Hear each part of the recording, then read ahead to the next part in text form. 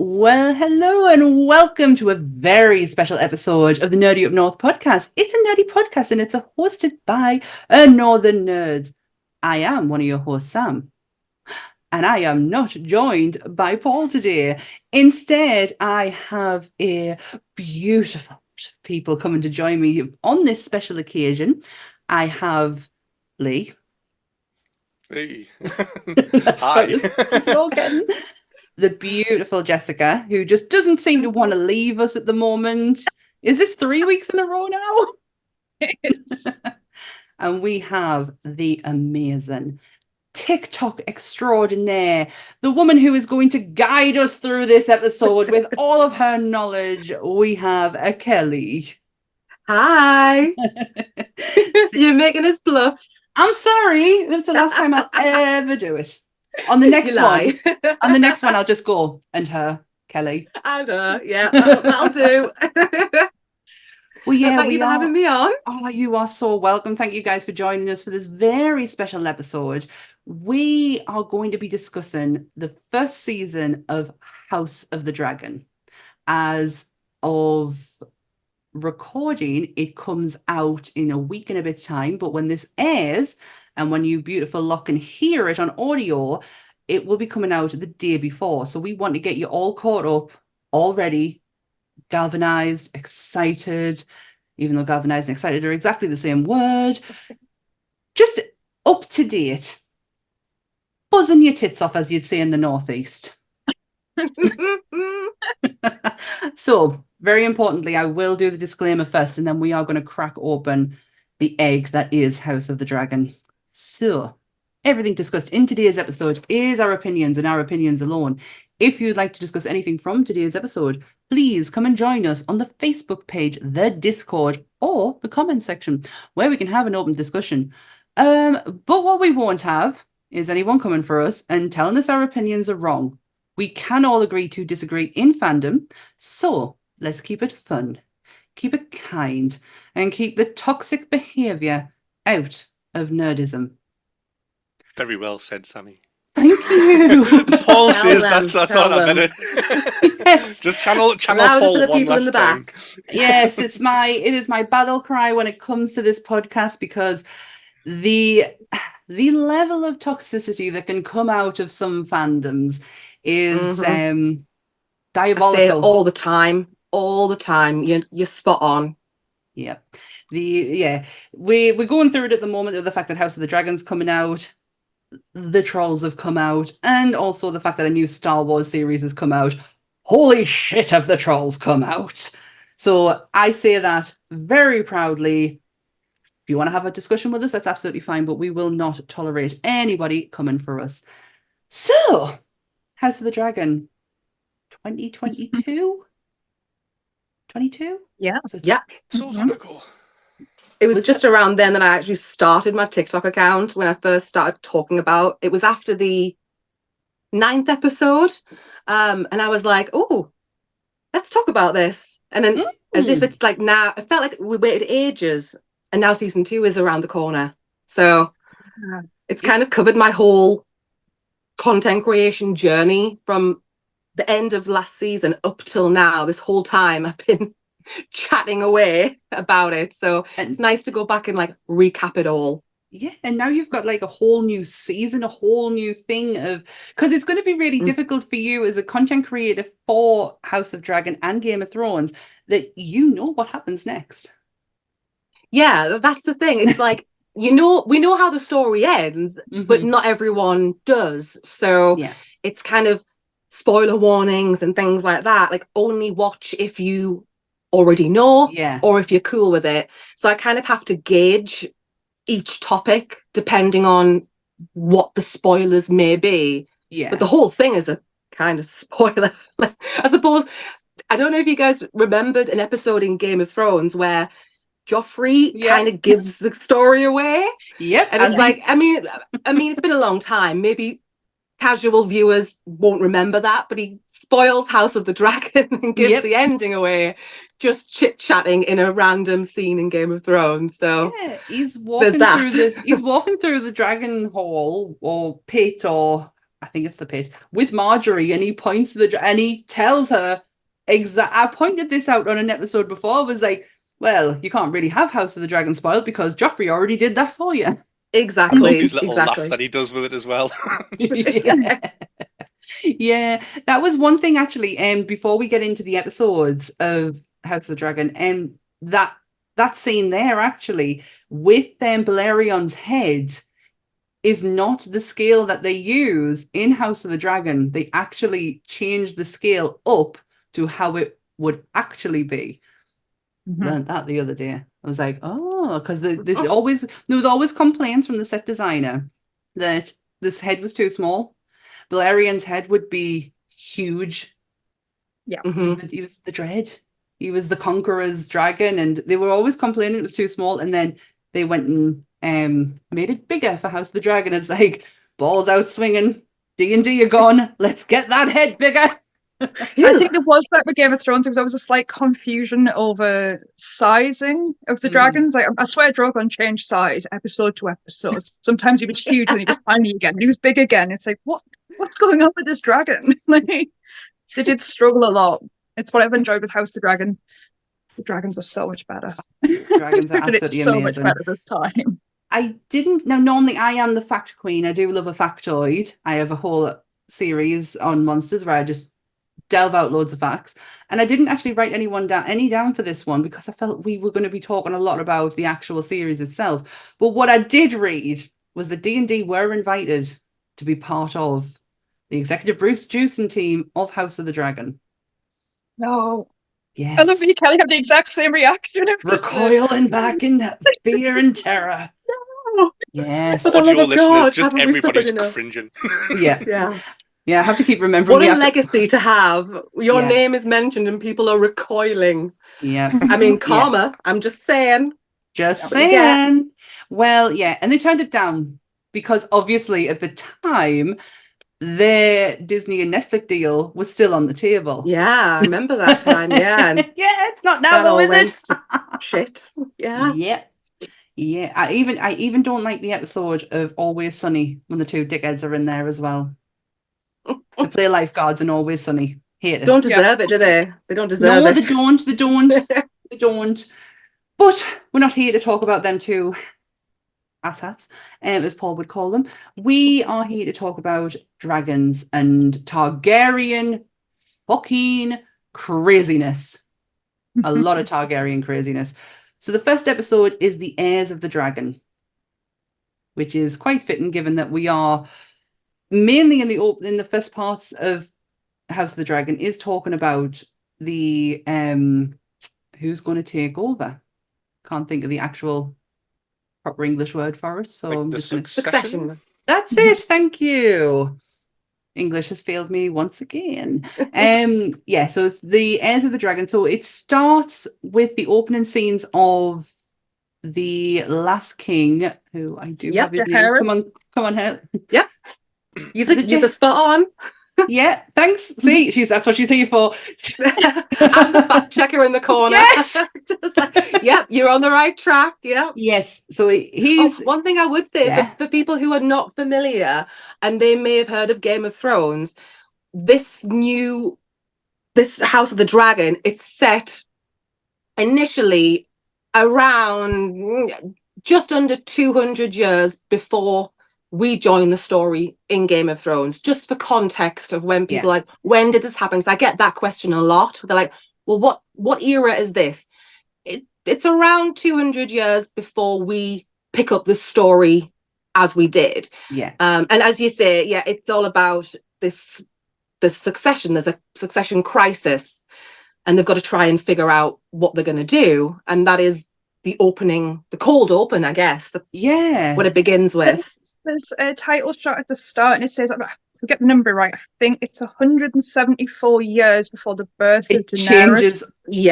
It changes all the time. If you go and read the book, it says 195. If you take from the show, it's 175. Because the book is written in a format where it is from testimony and kind of like diaries and such. Exactly, it's secondhand information. Nobody knows the exact timing of it. There's definitely a bit of, I suppose, with real history, there's facts and then there's wiggle room. Yes. And I think I think sometimes people might think, do I read the book and do I take it verbatim? And I say, no. Pinch of salt with everything. Some things like who married who, you're going to know those names, but dates of birth, they can be fudged around a little bit. So it's kind of the gist, if you know what I mean. The opening of the book is absolutely brilliant because it does explain to you that this is taken from a maester. It's from his findings. And I love the fact that that's the point of view that you're getting, because within the Game of Thrones, everything is a point of view story. Different, isn't it? Yeah. And so this is his point of view. So it is really clever in that aspect.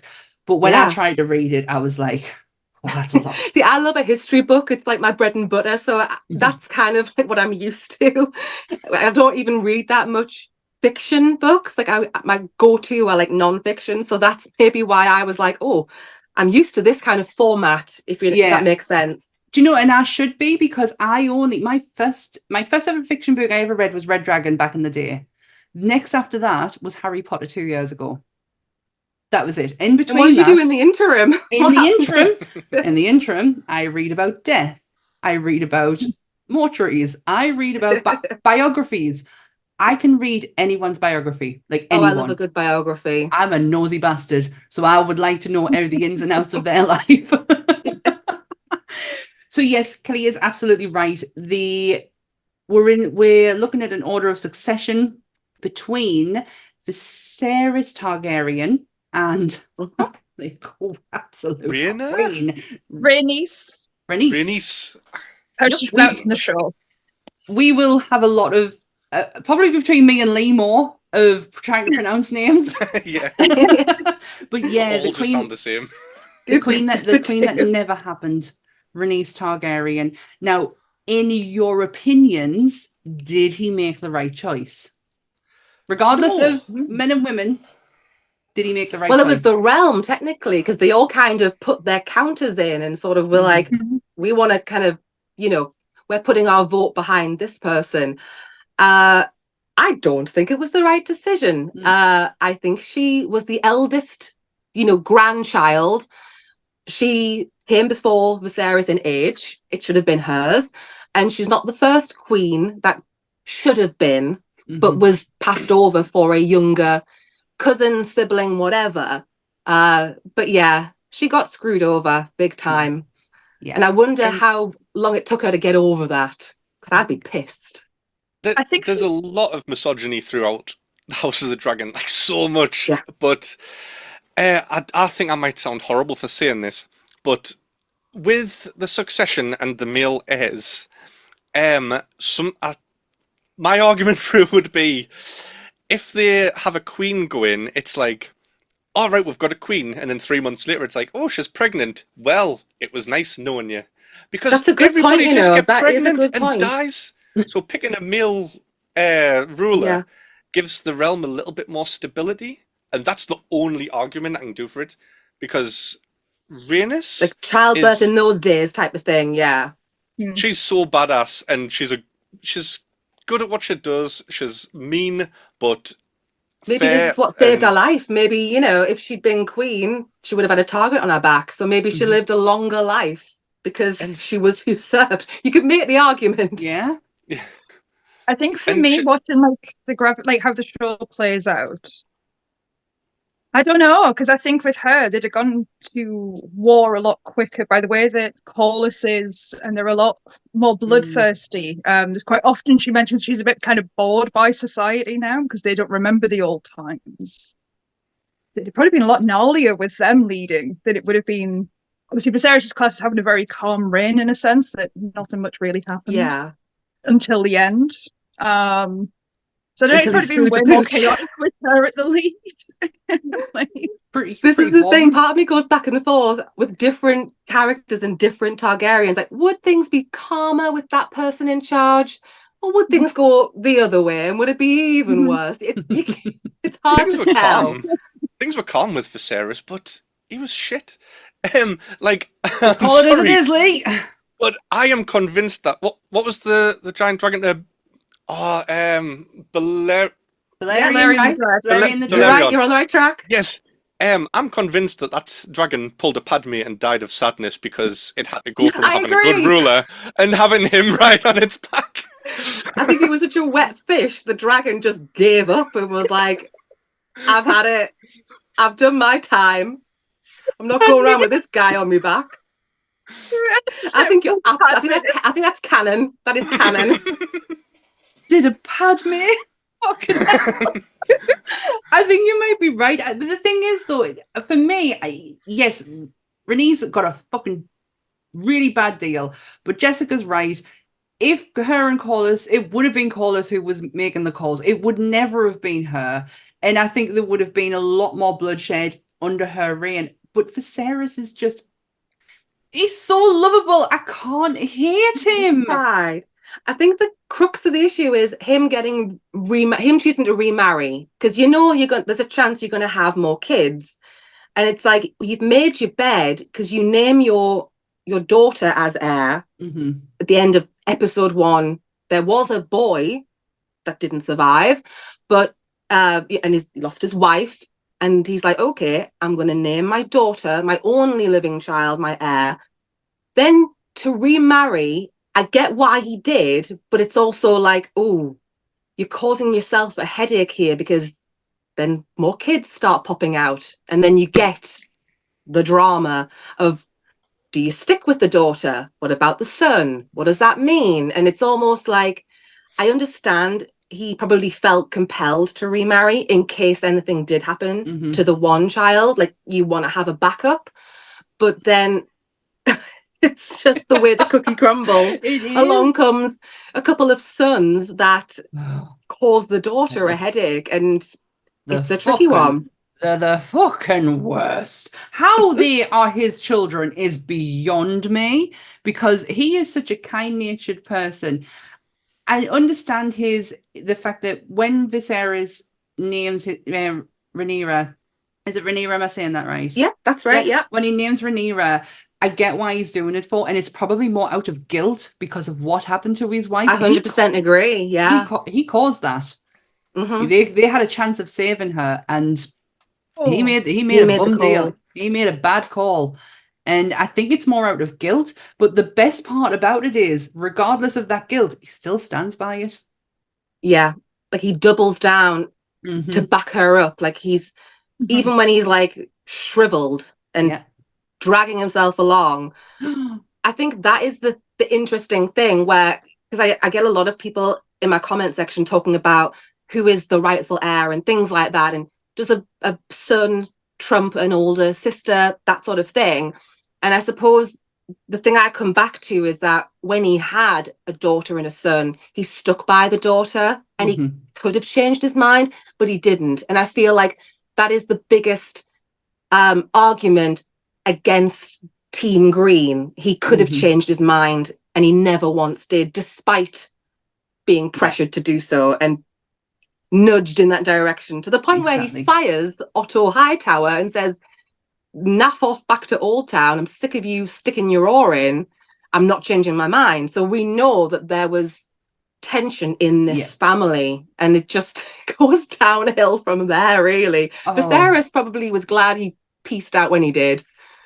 There's a bit of good dialogue from Paddy as Viserys, where this all comes up in a conversation. He gets not enraged but frustrated, where he says, like, he never expected to marry again. He never expected there to be any boys to turn up. He seemed like he was so in love as well, like first time round type of thing. Yeah, that he's kind of in guilt at himself of, like, this wasn't how he thought life was going to pan out, and now everyone's bickering at him of what he needs to do. And it's like, I didn't really get a choice, like, post Emma. It was like the whole realm is telling him he has to do something. Yeah, so I think it was like really bad for him, in a sense. It was the king, isn't it? You get a choice. Yeah, like the king has to have a queen kind of thing. It's almost like an emasculating thing. Like, well, what's wrong with you if you don't? Like, you can imagine people saying those kind of things, the court gossips. Yeah, and I feel like all these different things came together, and he was like, okay, I'm going to remarry, which I believe, correct me if I'm wrong, I believe that's the beginning of episode 2 or 3. Yeah, I'm trying to remember. Yeah, because Sammy, do you have it written down?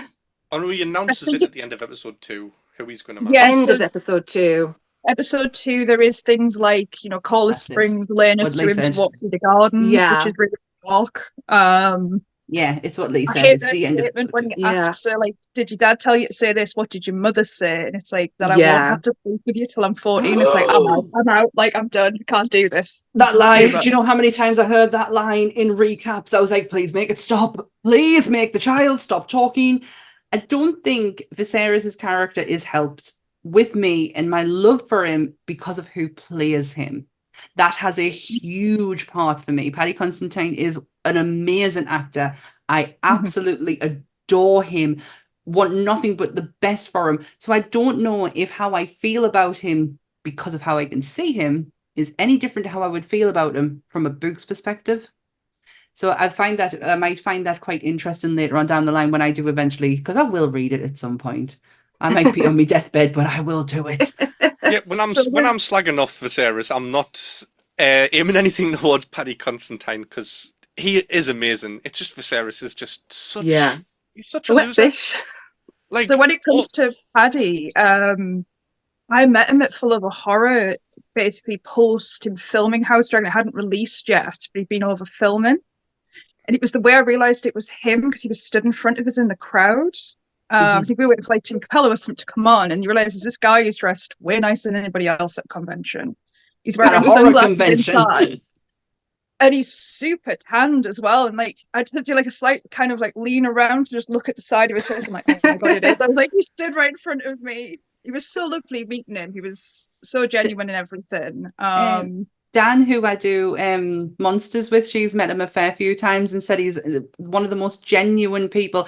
His daughter always comes up to her stall and gets something from convention. Yeah. Said he's just an absolute sweetheart. I met him last year at Liverpool Comic Con, and he's such a nice guy. Like, it's only brief, you're just there for a quick, photo, but really, really nice and like chatty to people, even though you only get like you're in and out, but he still took a moment with people, and he seemed like a really nice guy. I think he did such a great job. Like, I think that last episode where he's really on his last legs, and I feel like that had to be difficult with all of that sort of all the prosthetics he had on, everything, and then the gown, the whole costume, the crown, like that's not going to be easy to move around in, and he's sort of staggering in. I thought he did such a great job. Such a powerful scene that as well. I'm going to wait till near the end because I've got something about that whole bit because there's okay. But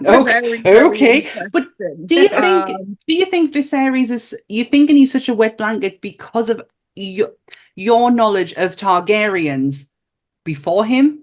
Yeah. So you go ahead. Oh, sorry. So right, like Targaryens that we've seen before him, we've got people. Well, we've got Daemon in this, who is like a physically strong character and has such crazy determination and stubbornness.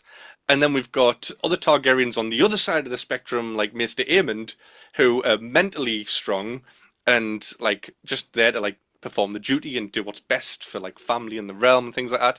And then you've got Viserys, who's just like, can't everyone just get along? It's like that's the most he does.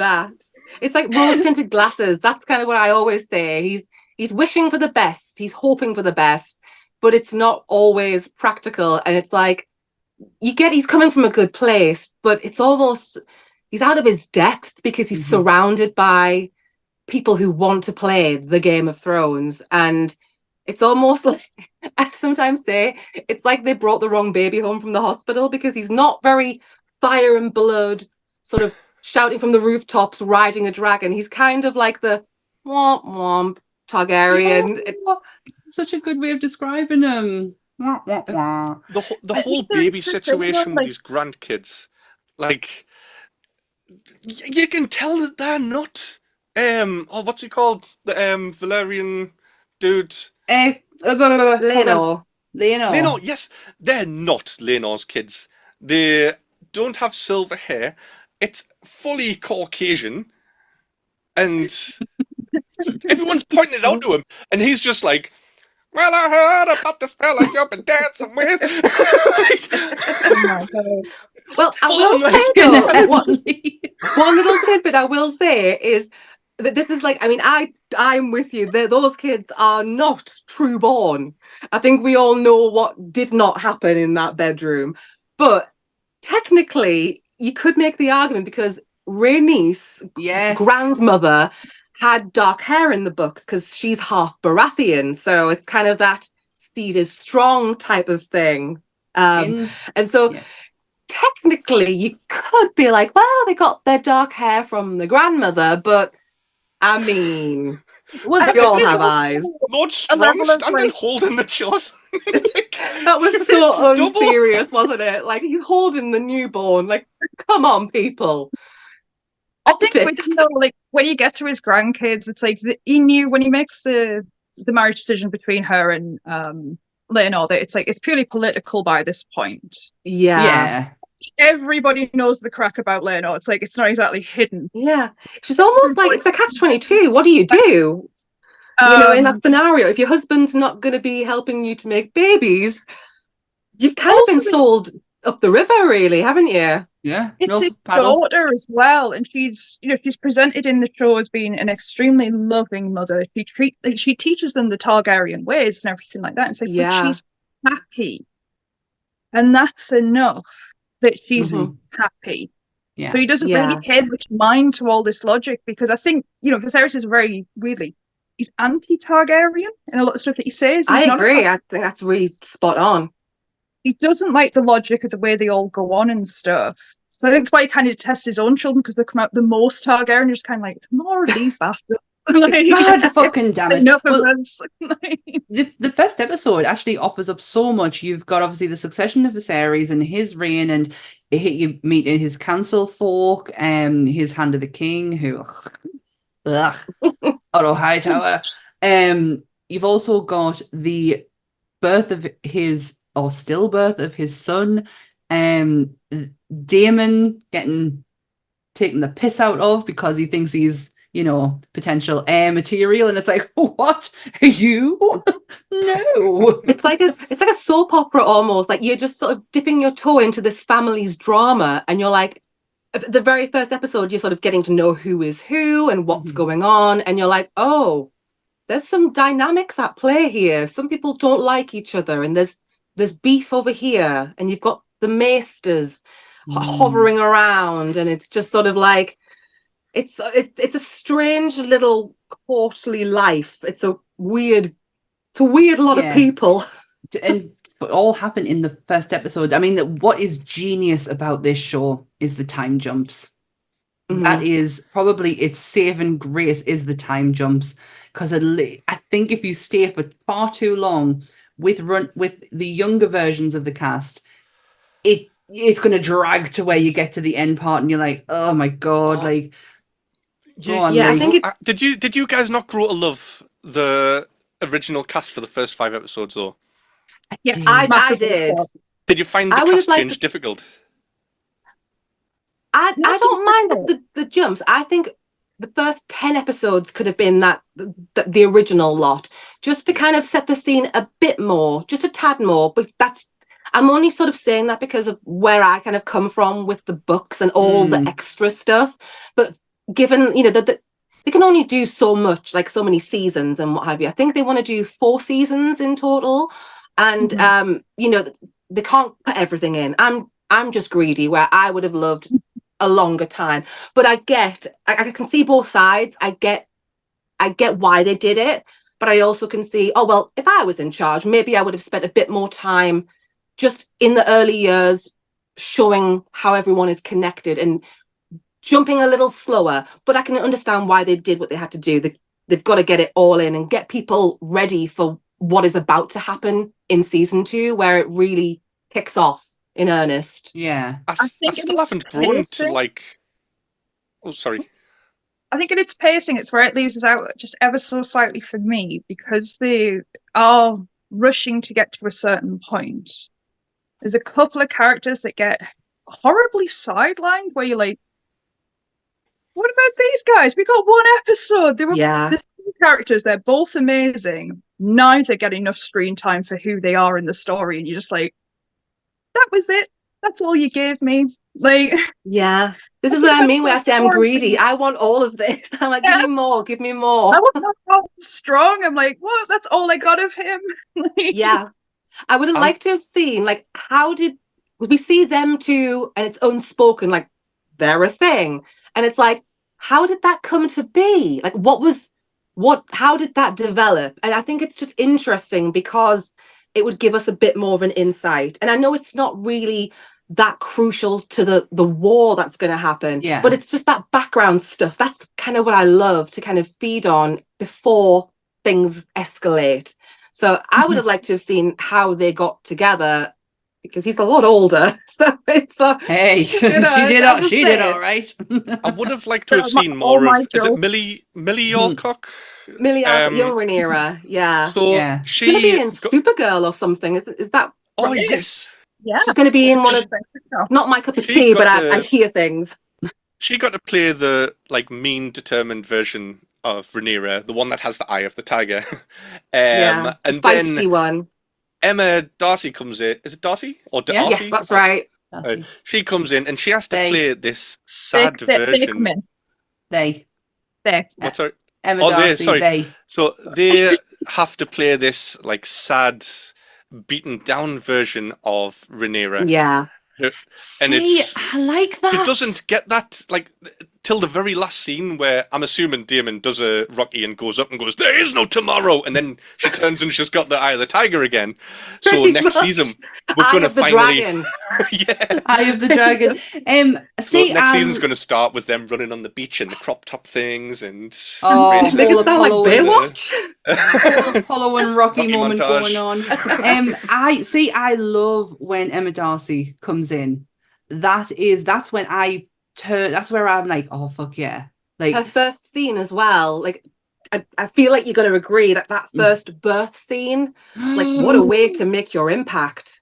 And the fact that Alicent wanted to see the child to see if it actually looked like her husband's, and she was like, do you know what, bitch?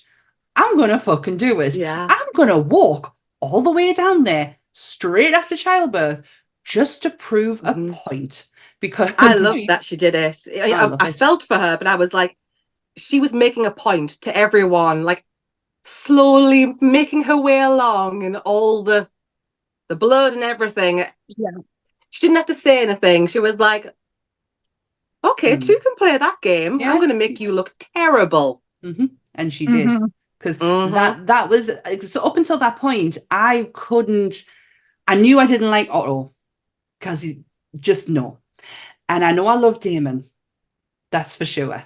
But when it come to Alicent and Rhaenyra's relationship, I couldn't on either side thinking, how on earth are these two going to end up falling out? Because for some reason, regardless of what has happened, how angry they are of each other, they still manage to remember why they are friends in the first place for.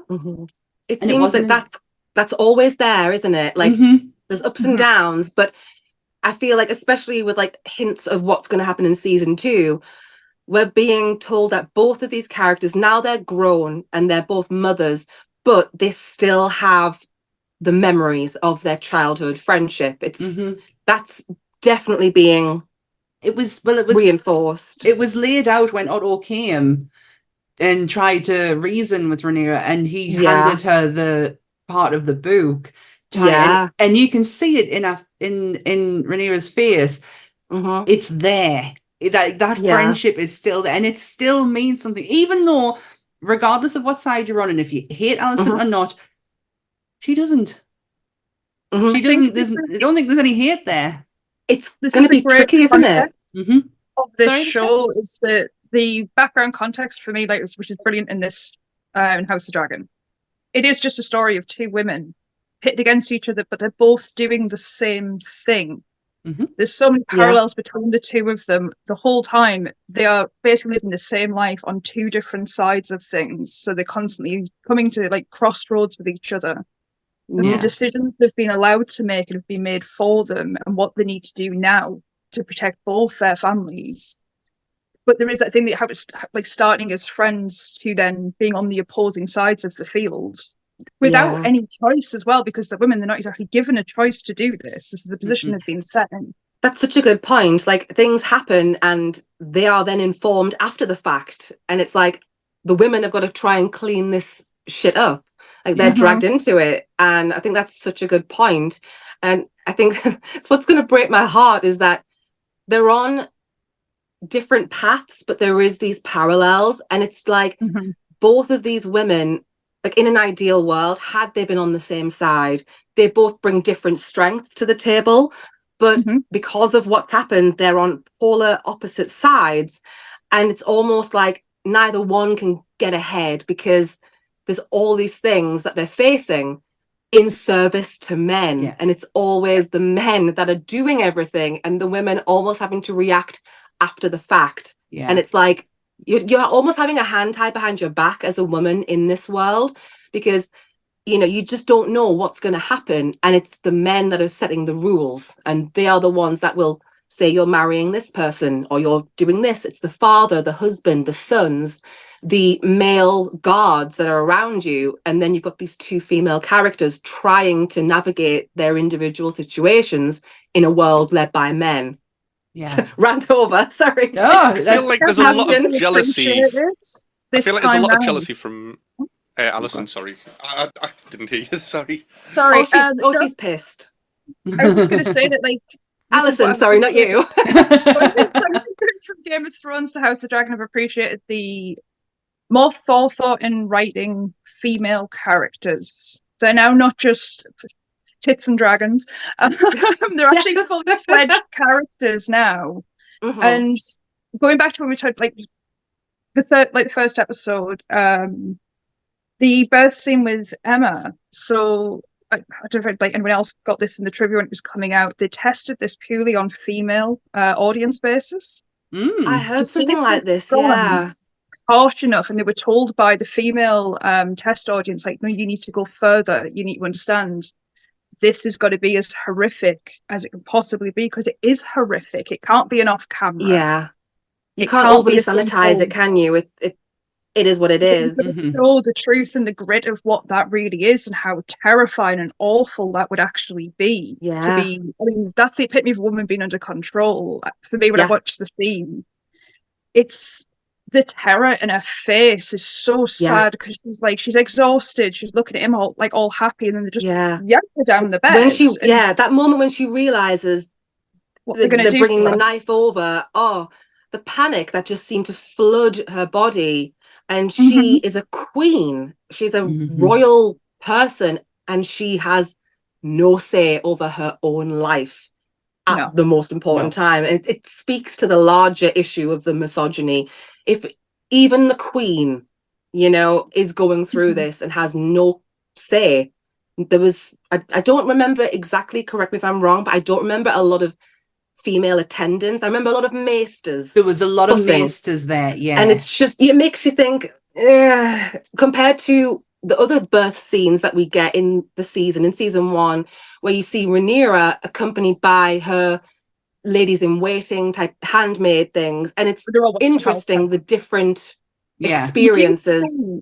There are some women in the room that have been caring for her, but as soon as that decision gets made, they kind of step away to the side of the room, and then all the men just plunge in, and that's all they're scary. The pillows and kind of like right, we just stand back, like, and then you can't do anything now. Yeah, knowing that your husband made that decision on your behalf. Yeah, no, it's weird because it just turned you on Viserys ever so slightly in that scene because he's supposed to love her so much, but the idea of his son is more. And the way that she'd said, the way that she'd said, this is the last one, no more. I've been through enough loss. And it's like, she's done all that for you. And you can't even do this for her. I mean, maybe they both wouldn't, maybe it was out of everyone's hands, but it doesn't look good that he was like, if I'm going to pick. Her last thoughts on this world was that her husband did not pick her. He did not fight for her, regardless of the outcome. He still didn't fight for her. And it's interesting how Daemon has a similar scenario. Yeah. And what's funny about, not funny, but what's interesting about Daemon and Viserys both have to make that decision. And when they were very young, their mother died in childbirth. So it's this cycle of women, female Targaryens, not surviving, and this existential threat, and two brothers experience it and both seem to react differently. Yeah. Like Daemon is like, obviously he seems more torn. That's kind of what I got later in season 1, where Laena is it's not looking good. He won't make the decision when he's asked. Yeah. It's just like the same offer's given to him. We're gonna get super nerdy here as well. So kind of the product of what happens. There's 3 different I suppose types of birth shown in the show. There is Emma's at the start, you see Laena with hers, and Rhaenyra with her final one. Laena obviously has a penthouse. I think it's penthouse they're in. Yeah, that's where they're at. Yeah. You're good. Fact checker. It's a different type of maester, and obviously it's how nerdy I'm going to get.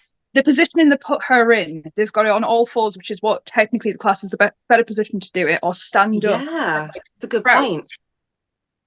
Rhaenyra does the same thing. She goes for the crouching position for a more successful birth, whereas Emma's given what is always known as kind of the one you're going to have the biggest complication with is laying on your back trying to do it because it's the wrong way. Well, because she's royal, it needs to come. Yeah, I haven't had kids, but I understand science. Mortality rate went up in history when that version came in of getting women to lay on the back. Mortality rate goes through the roof.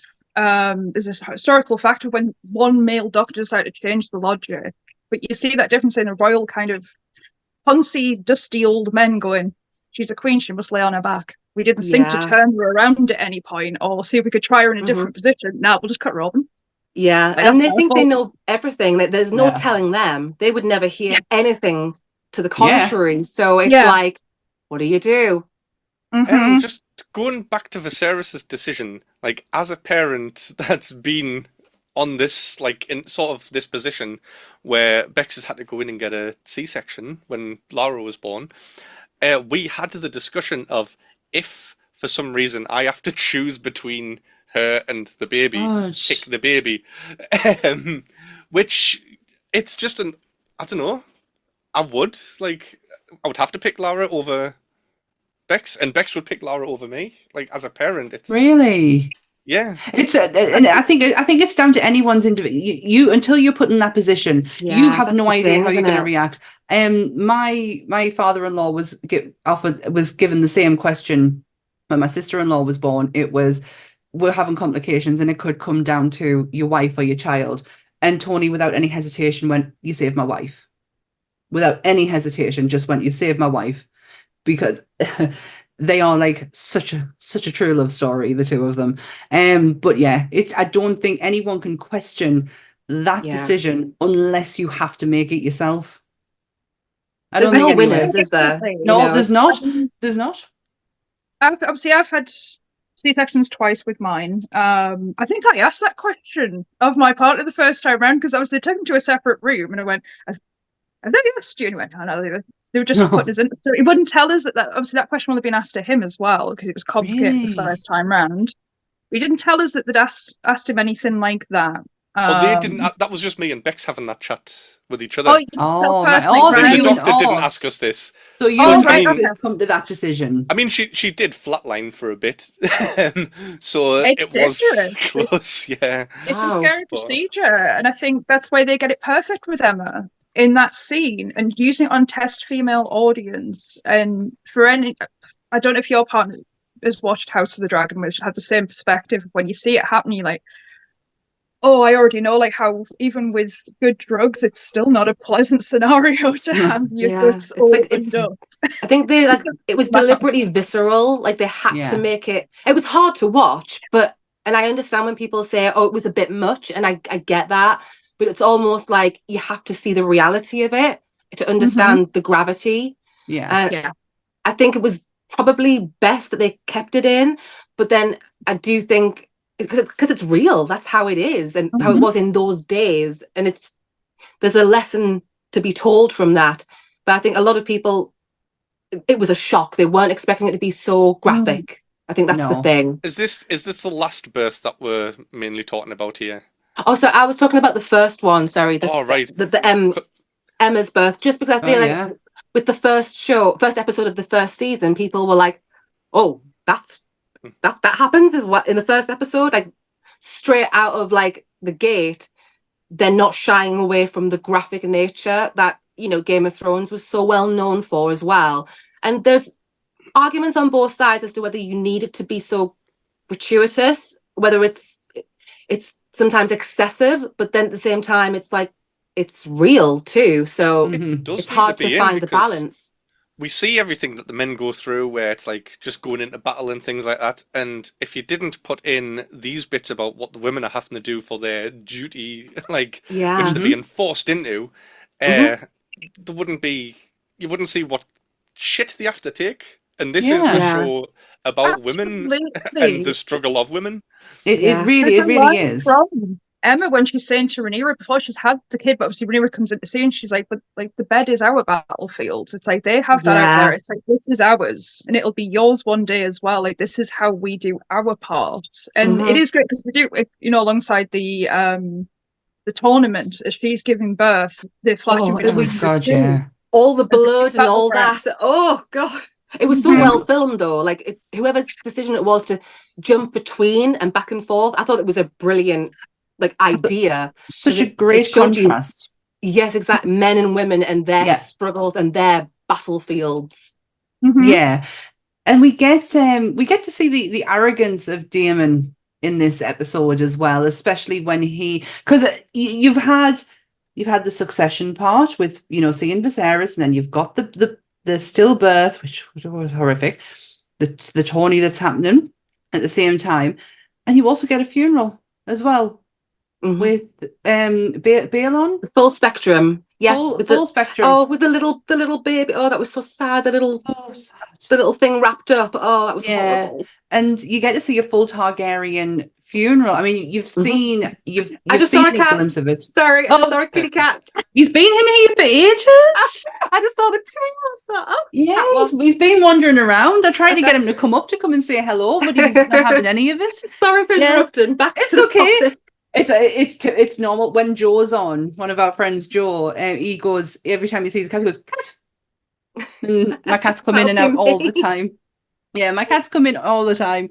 The very Monsters audience know them very well, because one of them even stopped a whole episode with a flick of his tail.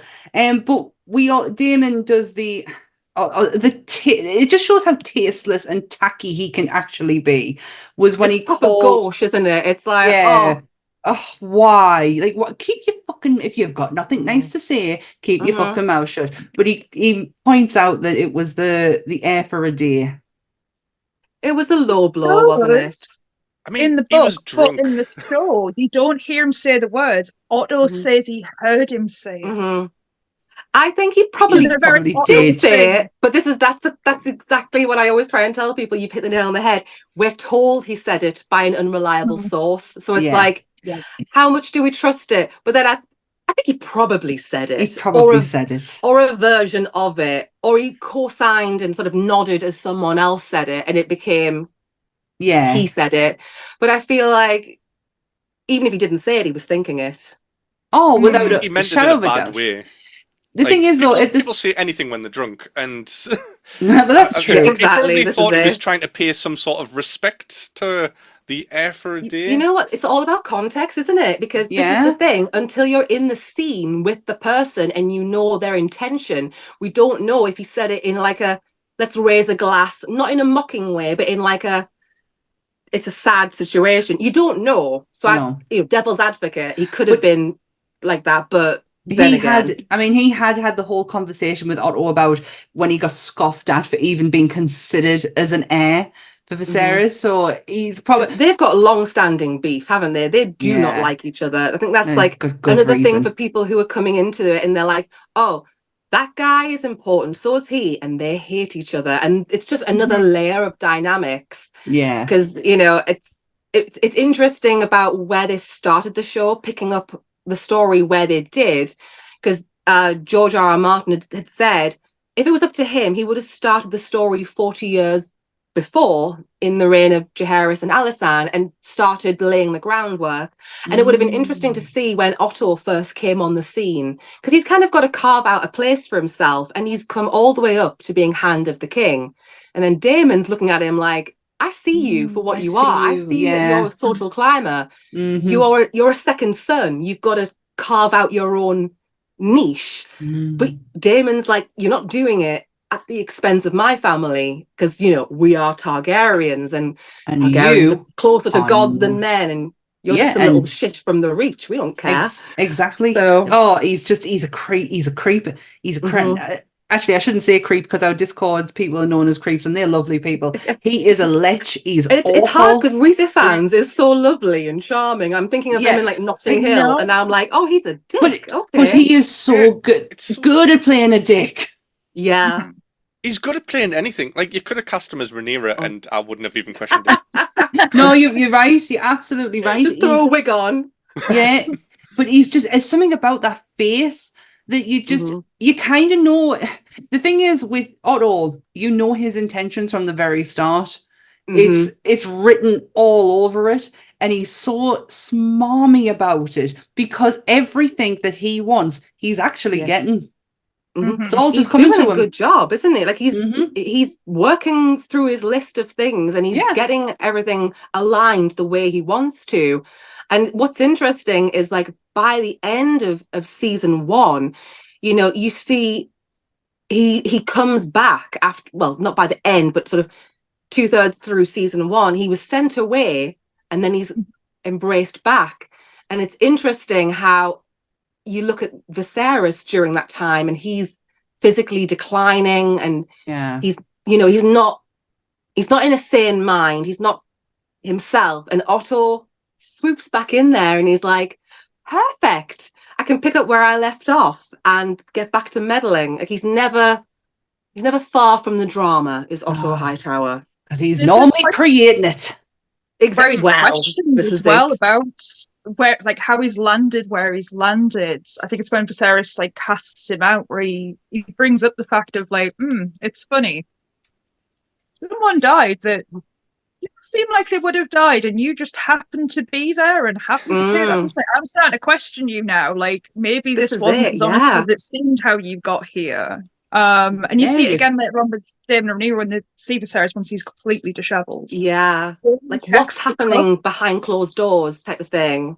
Yeah, Daemon takes his little cup and he smells it just to check, like, are they causing this, or is this just actually a thing? Like, are they progressing this in him? Valid question, isn't it? It is really valid, and could be looked at as quite serious. But you do see the decline of him, and especially the fact that his chair really doesn't fucking like him either, because his chair keeps nicking him. And according to some folk in King's Landing, if the chair nicks you, it don't like you, and you weren't fit for purpose to sit on it.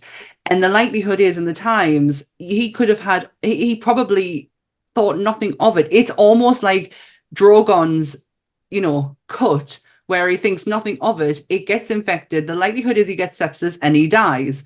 Probably the same happens with Viserys. Just it turns into leprosy, because that was full-blown leprosy. It's noted as well, he doesn't get cut until after Emma's died, almost in kind of like the chair knew. The chair knew. It knew. There you go. It knew. Did you wish you saw because the illustration of how the Iron Throne is meant to be? I know they made it a lot grander. Again, on scale, they changed the scale of it from what it is in Game of Thrones, and the likelihood is over the time that it has dwindled down. But in House of the Dragon, it is grand. But however, it should be even grander and higher up. Do you think it should have been higher up, or is it fine just where it is? It was grand enough. I liked the way it sort of, the swords trickle down, by the side of it. I thought that looked it looked better than just a chair on its own. Do you know what I mean? Yeah. Does it need to be up a height? Yeah, in the books, it's like, it's huge and it's enormous and everything. I feel like you can't just have the Iron Throne plonked at the end of the room. You need to have a bit of staging. So you need some more swords kind of trickling down. I quite like that. And of course, in the very first episode, you meet Daemon when he's lounging on the Iron Throne. Mwah. The goal of the man. Couldn't help himself, could he? He's gorgeous, though. he can do it's the long whatever hair, he I think. wants. I think this is the thing. It's controversial in the fandom. Are we pro Daemon's long hair, or do you like the shorter look, or do you like the bob? Because there's a whole... He has all the different hairstyles. He goes through a lot, mind, for... it's the long hair. It's the... Do you know what it is? It's the contrast between him and his nephew, when they've both got that beautiful long hair, and they are because you're worth it hair. Very much so. But it's them two is like, they are so it's similar. It's a hair off. It is a hair off. Because, I mean, I feel like what would be really interesting, I don't know if you guys would be down for it, like talking about like some of the characters that are like parallel, like Daemon and Aemond have such a thing going on. I mean, like that's a whole topic in and of itself. And it's just, even down to their hair, like I wonder, do you think he kept it long? Because Uncle Daemon used to have it long. Yes, and I think definitely. Yeah, do you know what I mean? Like, it's just interesting. He gets so much inspiration from his uncle. It's actually terrifying. But the thing is, with him, with what's he called? The other one, Aemond. Aegon. Oh, Aemond. Aegon. Yeah. Which brother? Which one? I don't know. The one with the eye patch. Aemond. Yeah. Aemond. One eye. Why did she call her children so close in names? Is she for real? Yeah. Could have been worse. Could have been Aegon and Aegon, like a Jon Snow situation. God, no. But yeah, the one with the eye patch. I don't think he realizes how sadistic his uncle actually is. He's kind of like playing. He's almost cosplaying his uncle. Yeah, and kind of like such a good point. Yeah, he doesn't. I don't think he realizes the sediction of where Daemon will go with it. The fucker killed his first wife. Just because. Well, this is it. He killed her. Do you mess with somebody who has those rumors surrounding them, or do you try and keep them on side? Because I think that's going to be so interesting, because Aemond is described as being like a real hothead, and it's almost like, is that the best way to go about it, or do you want to try and outsmart your uncle? Because he's got a reputation. He'll go to those lengths. So it's just interesting when you start looking at these little dynamics, and it's like, the duality between the two is interesting, because the point from Aemond, I think it's when they're going to find Aegon, because he's done a runner. And he starts kicking off Kristen Cole, and he's like, I learnt the histories, I learnt how to fight, I did everything that I was supposed to do, but I'm the second son, and he doesn't even want it. It's the same as how Daemon is with Viserys. It's like, I learned this stuff, I could have done this. And I think there is that thing that you just look up to him, of kind of like, he sees Daemon as a true Targaryen to follow. Yeah. But then as it's going on, he's also seeing as like, but he's getting old. He's getting tired. It's like, I'm the better version. I'm gonna take that spot. But I will say, to take up for Daemon, I will say in the book it says 6 men or 60.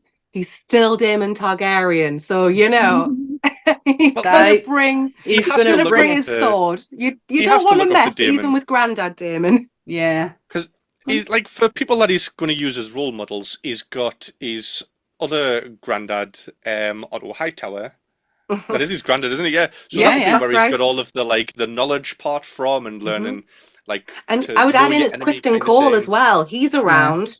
He's a ever-present figure. So it's like bit of Betty in the corner, really, like absent father sort of thing. It makes you wonder how the Hightower children, how they came to be the way they were, with the influences they had around them. It's just interesting stuff.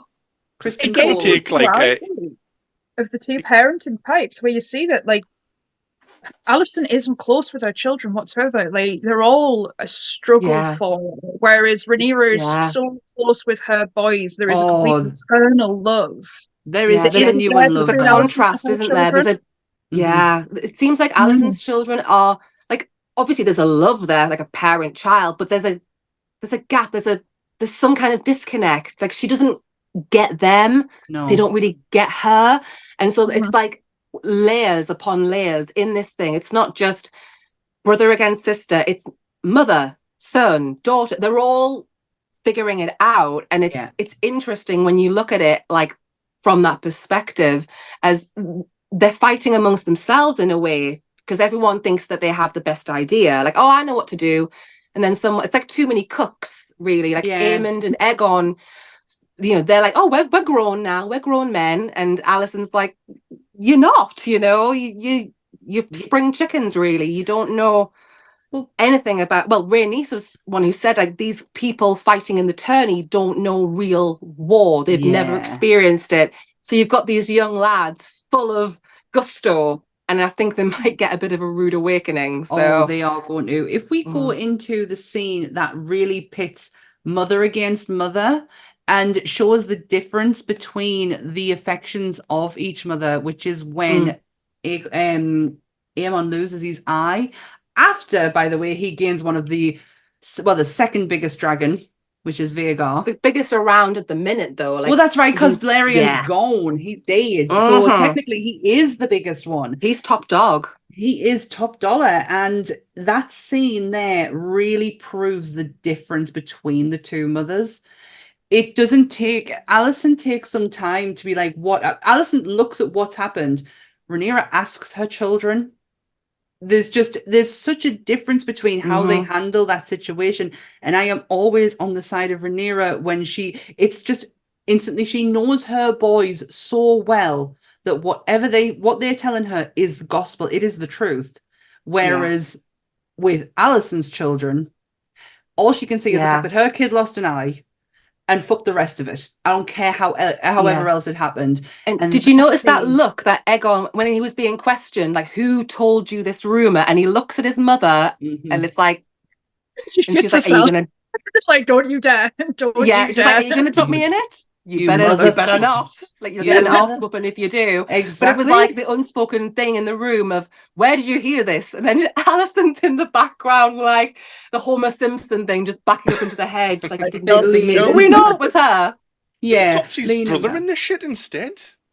Yeah. Oh my god. Yeah. He's like. Actually, I was going to say poor Aegon, but think of how that interaction started. It was Aemond and the rest of them against Aegon. No. Aegon and the rest of them against Aemon. I fucking hate she named her children like that. Against him with that whole pig situation.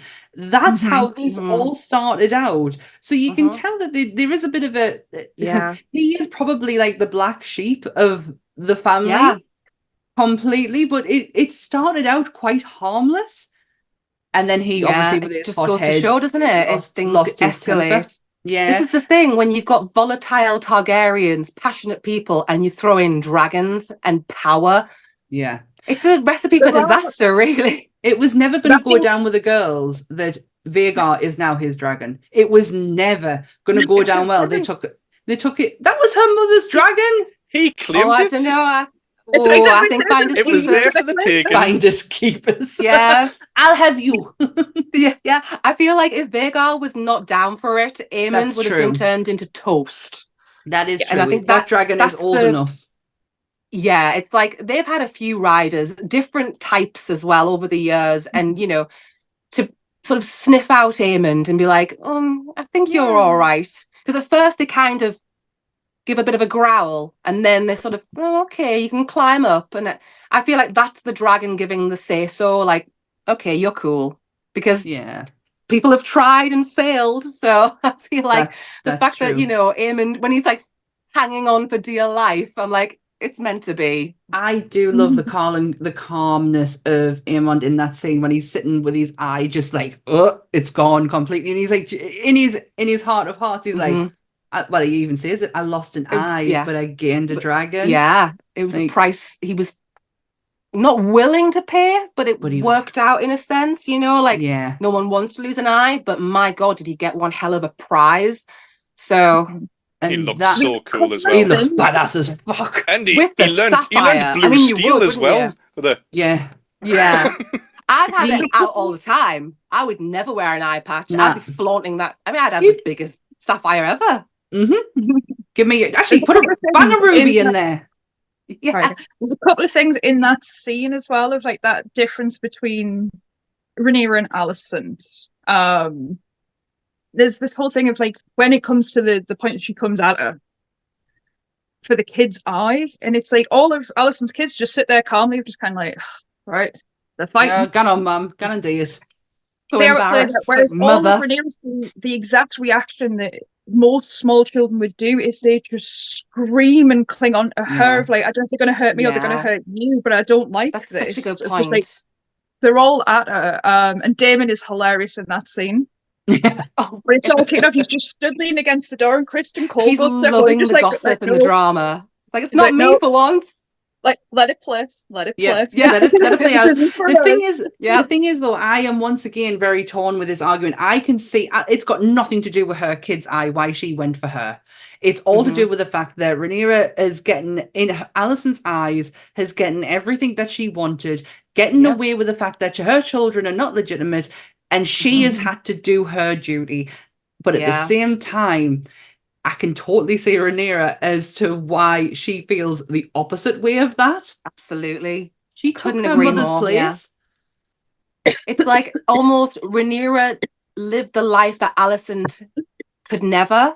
Yeah. If you know what I mean. Like, even if she might not have wanted to do what Rhaenyra did, but it's more the opportunity.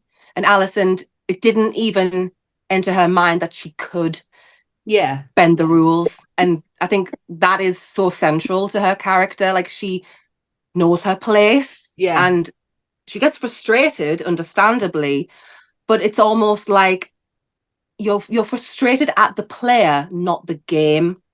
And so that's why I always say her anger towards Rhaenyra is misdirected. You need to be mad at your father because he put you in this situation in the first place. Alicent could have been married off to any old lord. She could have lived out absolutely gorgeous life anywhere. And it's because of her father that she's there and she's not taking it out on him as much as I would like. Yeah. You know, like totally. He set this all up. So that's kind of where I blame Otto for everything. So he's a dick. Sorry, I had to take me inhaler. Oh, you're all right. I'm gonna have to dip out because I've just heard the doorbell go. And it's sure, you go. Go. So I just want to say thank you for having me on, and if you'll have me back again, absolutely, I'm free. Absolutely, and what have you.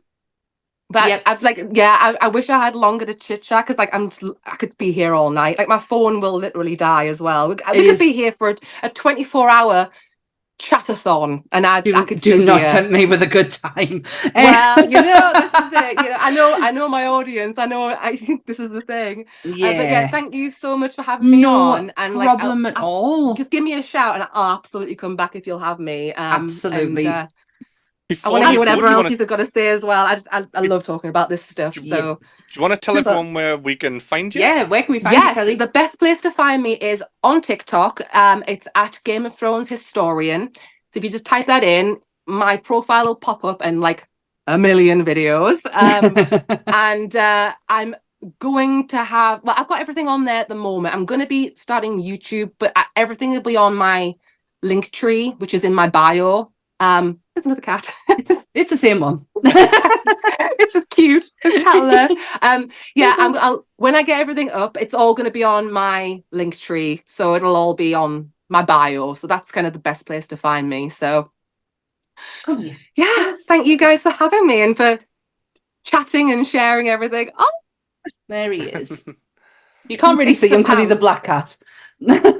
You know what? I'm used to it. Tuxedo cats. I've got one where she's mostly black apart from my belly. So it's like, little black fluff everywhere. I'll dip out. But thank you guys for having me. No problem. We'll see you. We'll see you later on, Kelly. Absolutely. Thank you so much, guys. See you later. Bye. Bye. Right. Where were we?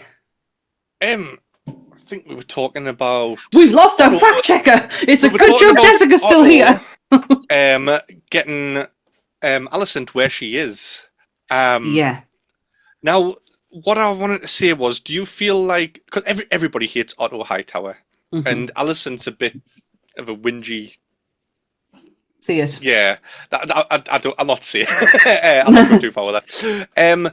Do you think that they might try and flip the tables a bit in season 2 and show a bit more compassion for House Green, because all of the posters say choose, and it's like, after watching season 1, it's like, why the fuck do I need to choose House I Black? don't think any spoilers to season 2. No. But yes, there'll be things that are going to happen that are going to make you kind of go, oh. Shit. I believe it's going to be in either the first episode or the second episode, Yeah. a big pivotal point of this where Alicent's world gets rocked.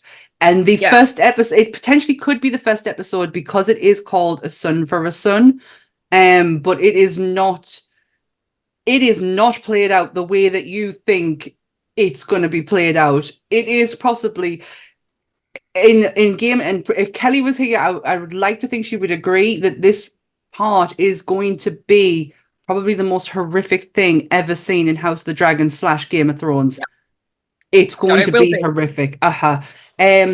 So I think there's going to be, the thing is though, for me, the damage has already been done. So there is, and I understand it's the person it's going to happen to that makes my heart wrench, but it will never be for Alicent. I think she pushed an agenda that she wanted her son to be heir to the throne. She used a moment of weakness on her husband's deathbed, who thought he was talking to his daughter of a conversation that they were having of the Song of Ice and Fire, which we will get into next. And she has used that as her little, oh, well, he wanted my son. He wanted my, and he didn't. He didn't. She discredited Viserys's character right at the end of his death. So there is that, and I think with Alicent, it's there's a funny one that I see in it, is that when she is still younger, Alicent, so she's had Aegon, I think she's carrying Aemon, or she may have had Aemon by this point. Name choice, man. And Otto says to her, it's like, no, you need to secure this stuff down. It's like, she will kill your kids when she comes into power. And he scaremongers her, is like, your children are not safe if she rules. No way Rhaenyra would have actually done that. She's like, no. That's just like, all have places and stuff, but he scaremongers her from such a young age of like, your children will never be safe as long as she is around. And he twists and he absolutely pulls Alicent apart. Like, her conversations with Varys at the start are quite sweet. The lovely kind of conversations they have, she lost her mother. She understands the mourning period that he's going through. It's Otto that pushes her, go wear one of your mother's like low-cut dresses.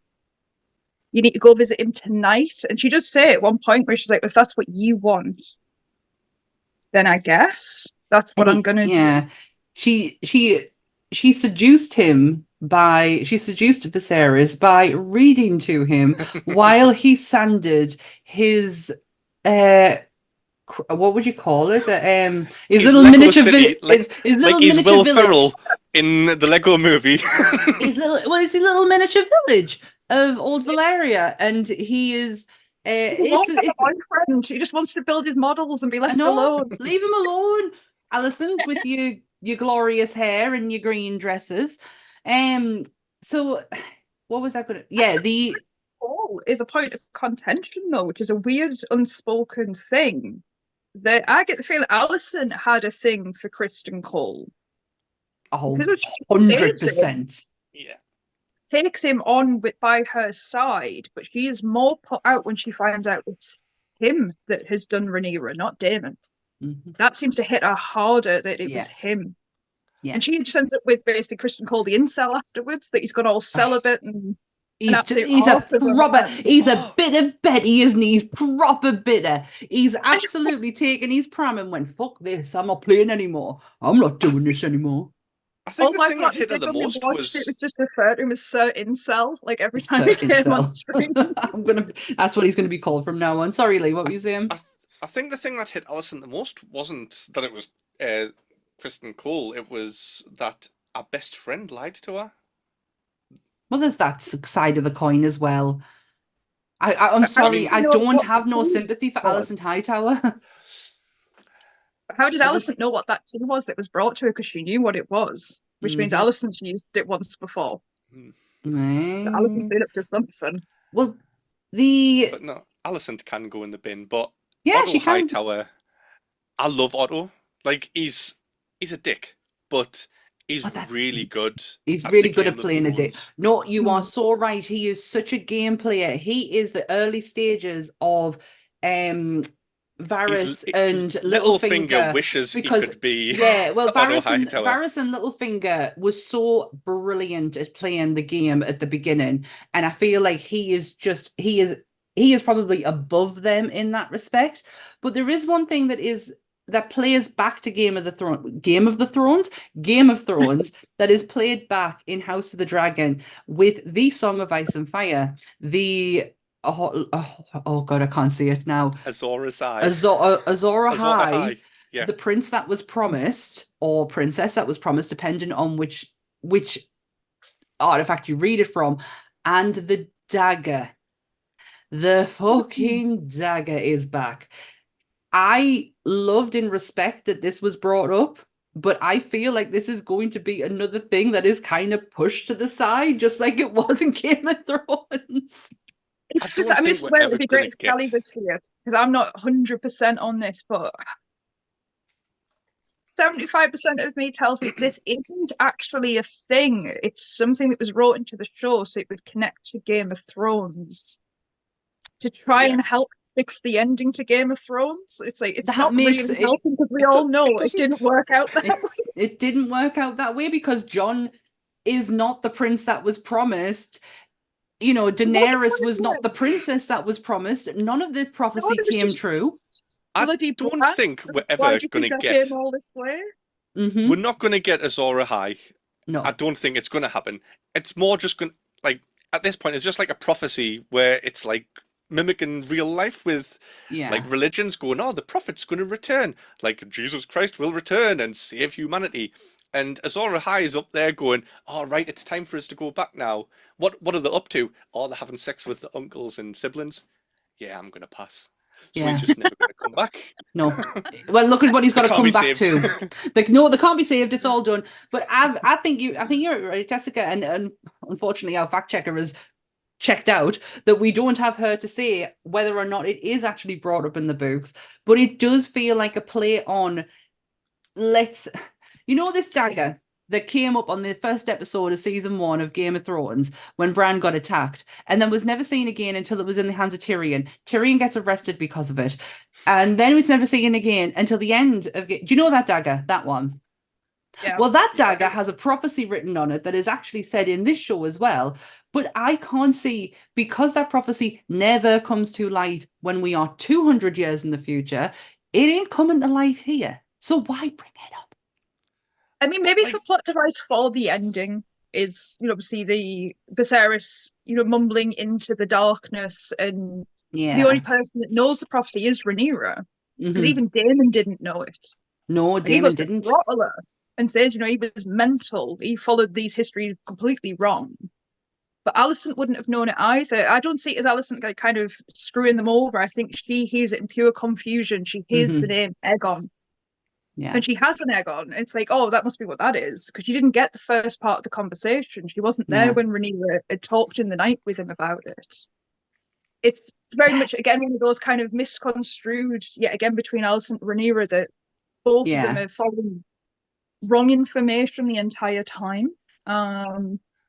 Yeah. Well, go on. The Targaryen dreamers are accurate as well, though, so this whole prophecy thing should be true.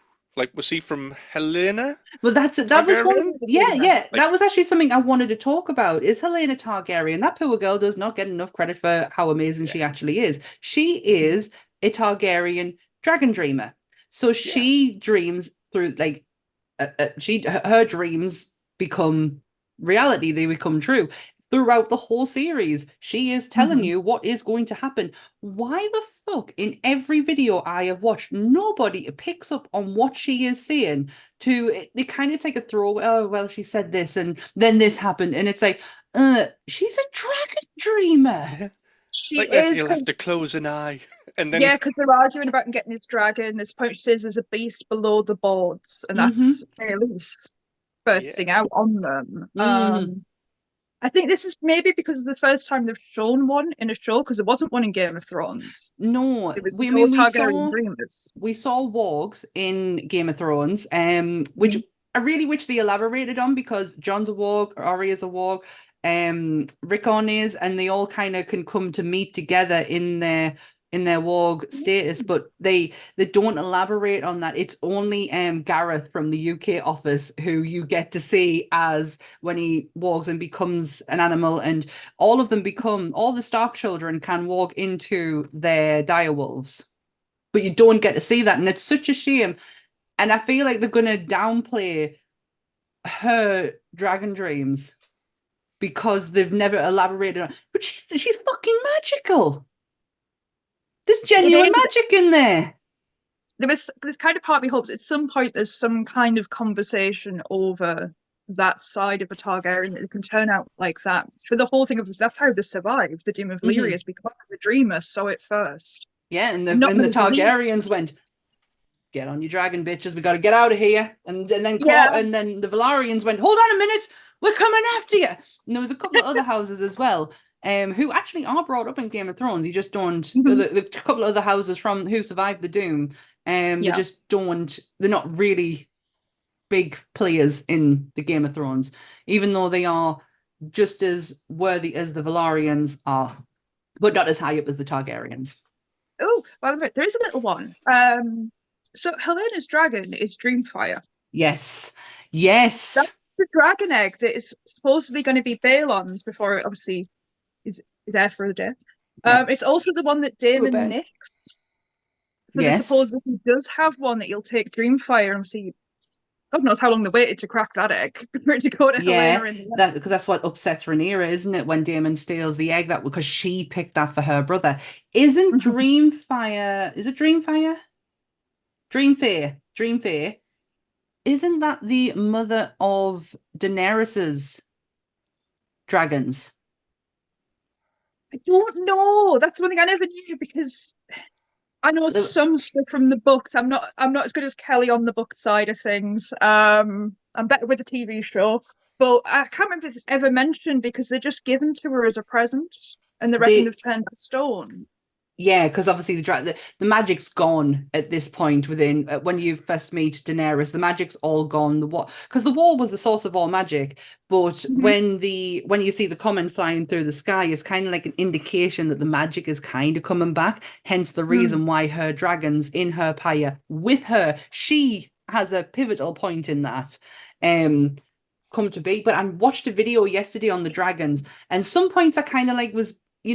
I love the fact I learned all about the main dragons like Syraxis, Meraxis, whatever. I've got a list of them here: Sunfair, Vermithor, Silverwing, Malice, Moon Dancer, and then it came to Dreamfire, and I'm sure they said that's the dragon that is Daenerys's. Help me out. Daenerys's dragon's mother. Viserion. See, I don't know, because I can't remember. I'm sure it works out. Spoiler alert. No, actually, I won't give spoilers, but there are only certain things left at the end. I suppose not spoilers, because it says at the start this is the end of them. So obviously, there's not really many left. That's why you get to Daenerys. It takes so long for another one to be seen again. But I only can remember one of them that I know makes it out, and I don't want to spoil which one it is. But I only know one. I can't remember what the other one was. It is. I can't think because I don't know. The dragons are weird as well, because there's not much sense in how that works when they've got the clutches of eggs, but they just kind of come in like a gooey sack. It is their mother. Yeah. Oh. Yeah. Dragonfire is the mother of Drogon, Rhaegal, and Viserion. And her rider was Helena. Yeah, isn't that fantastic? Like the dragon side of this world is it's another whole story, isn't it? I really want to see how it works with the kids, because they put the egg with the baby, don't they? For certain ones, yeah, an egg is put into I suppose the bassinet with them to help them kind of probably bond with connect it. and bond. It seems mental. Like, right, so when Lara was a baby, everyone would go, "Oh, don't leave the dog with the baby. Don't leave them alone. Like something might happen." The Targaryens are just like, "I've just put the baby to bed. Don't worry. It's alone with the fire-breathing, angry, meat-eating lizard." But they'll It's just the egg. later The on. dragon hatches on its own, but it's the connection, it's the bond.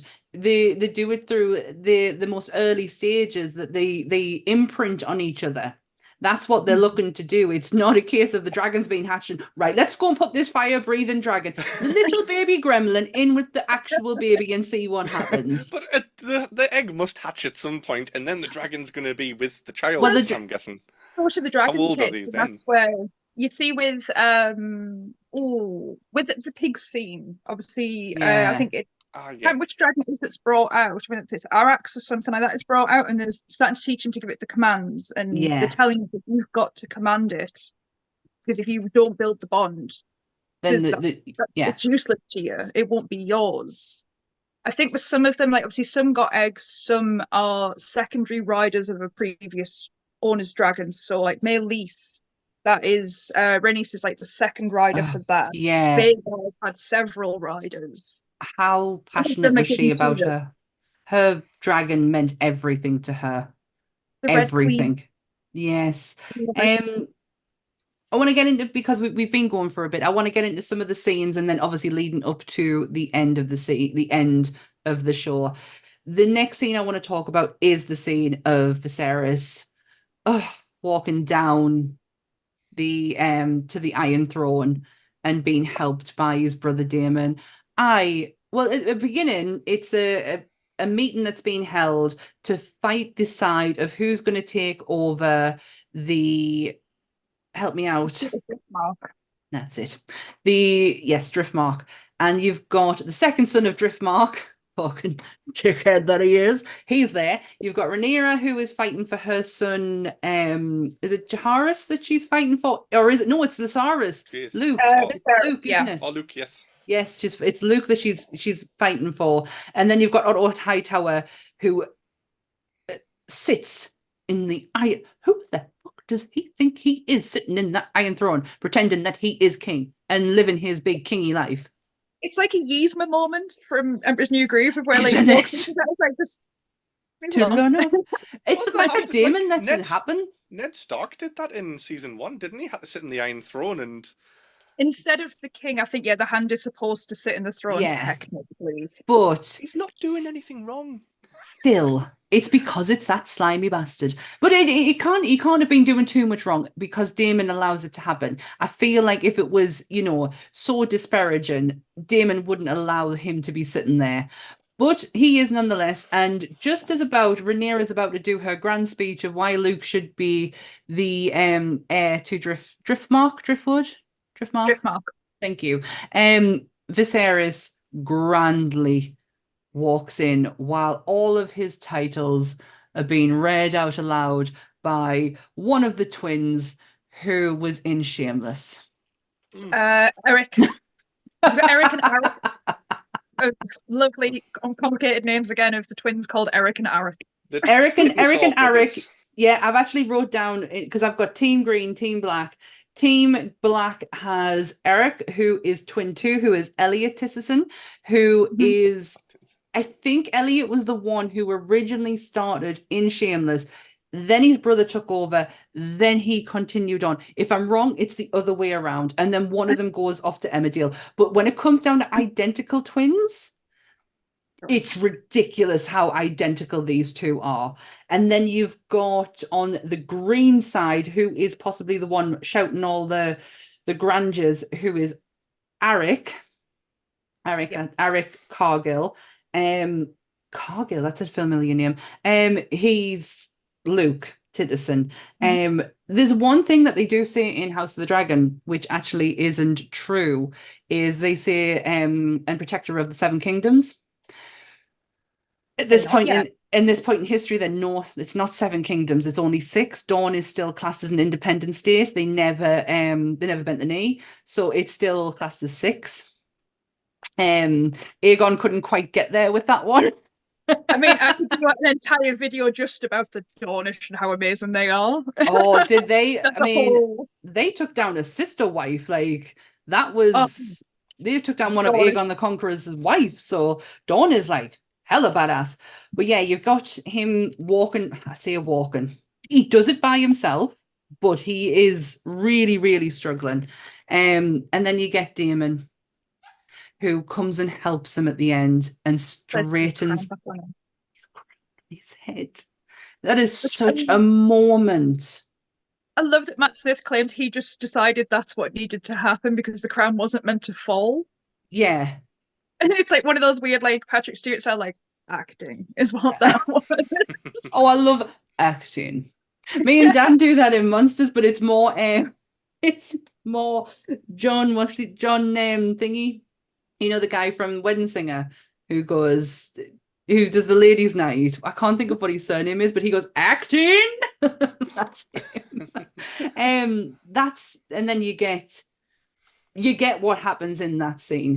Do you want to take it away, Lee, with what happens in that scene? Because I don't know if I'll be able to hold it down. Which parts? Like, well, basically from when Viserys is sat down and you've got the second son of Driftmark, who is Vaemond Velaryon. Say it. Coming in, giving his 2 pence. Yeah, someone put 50 pence in him and he went off on one. He's like, I won't have this taken away from us by him. And he's like, say it. He's like, bastard. He's like, no, take it down for that. And screams it out. Yeah. Well, he goes, by a bastard. And his mother is, and Damon's like, go on, say it, you bitch. Go on, call my wife a whore. And he did. And he got a good head. He didn't just get his head chopped off. It wasn't just a head chop. It was through the fucking mouth. Yeah, it's class like the tongue's just like flapping a little bit.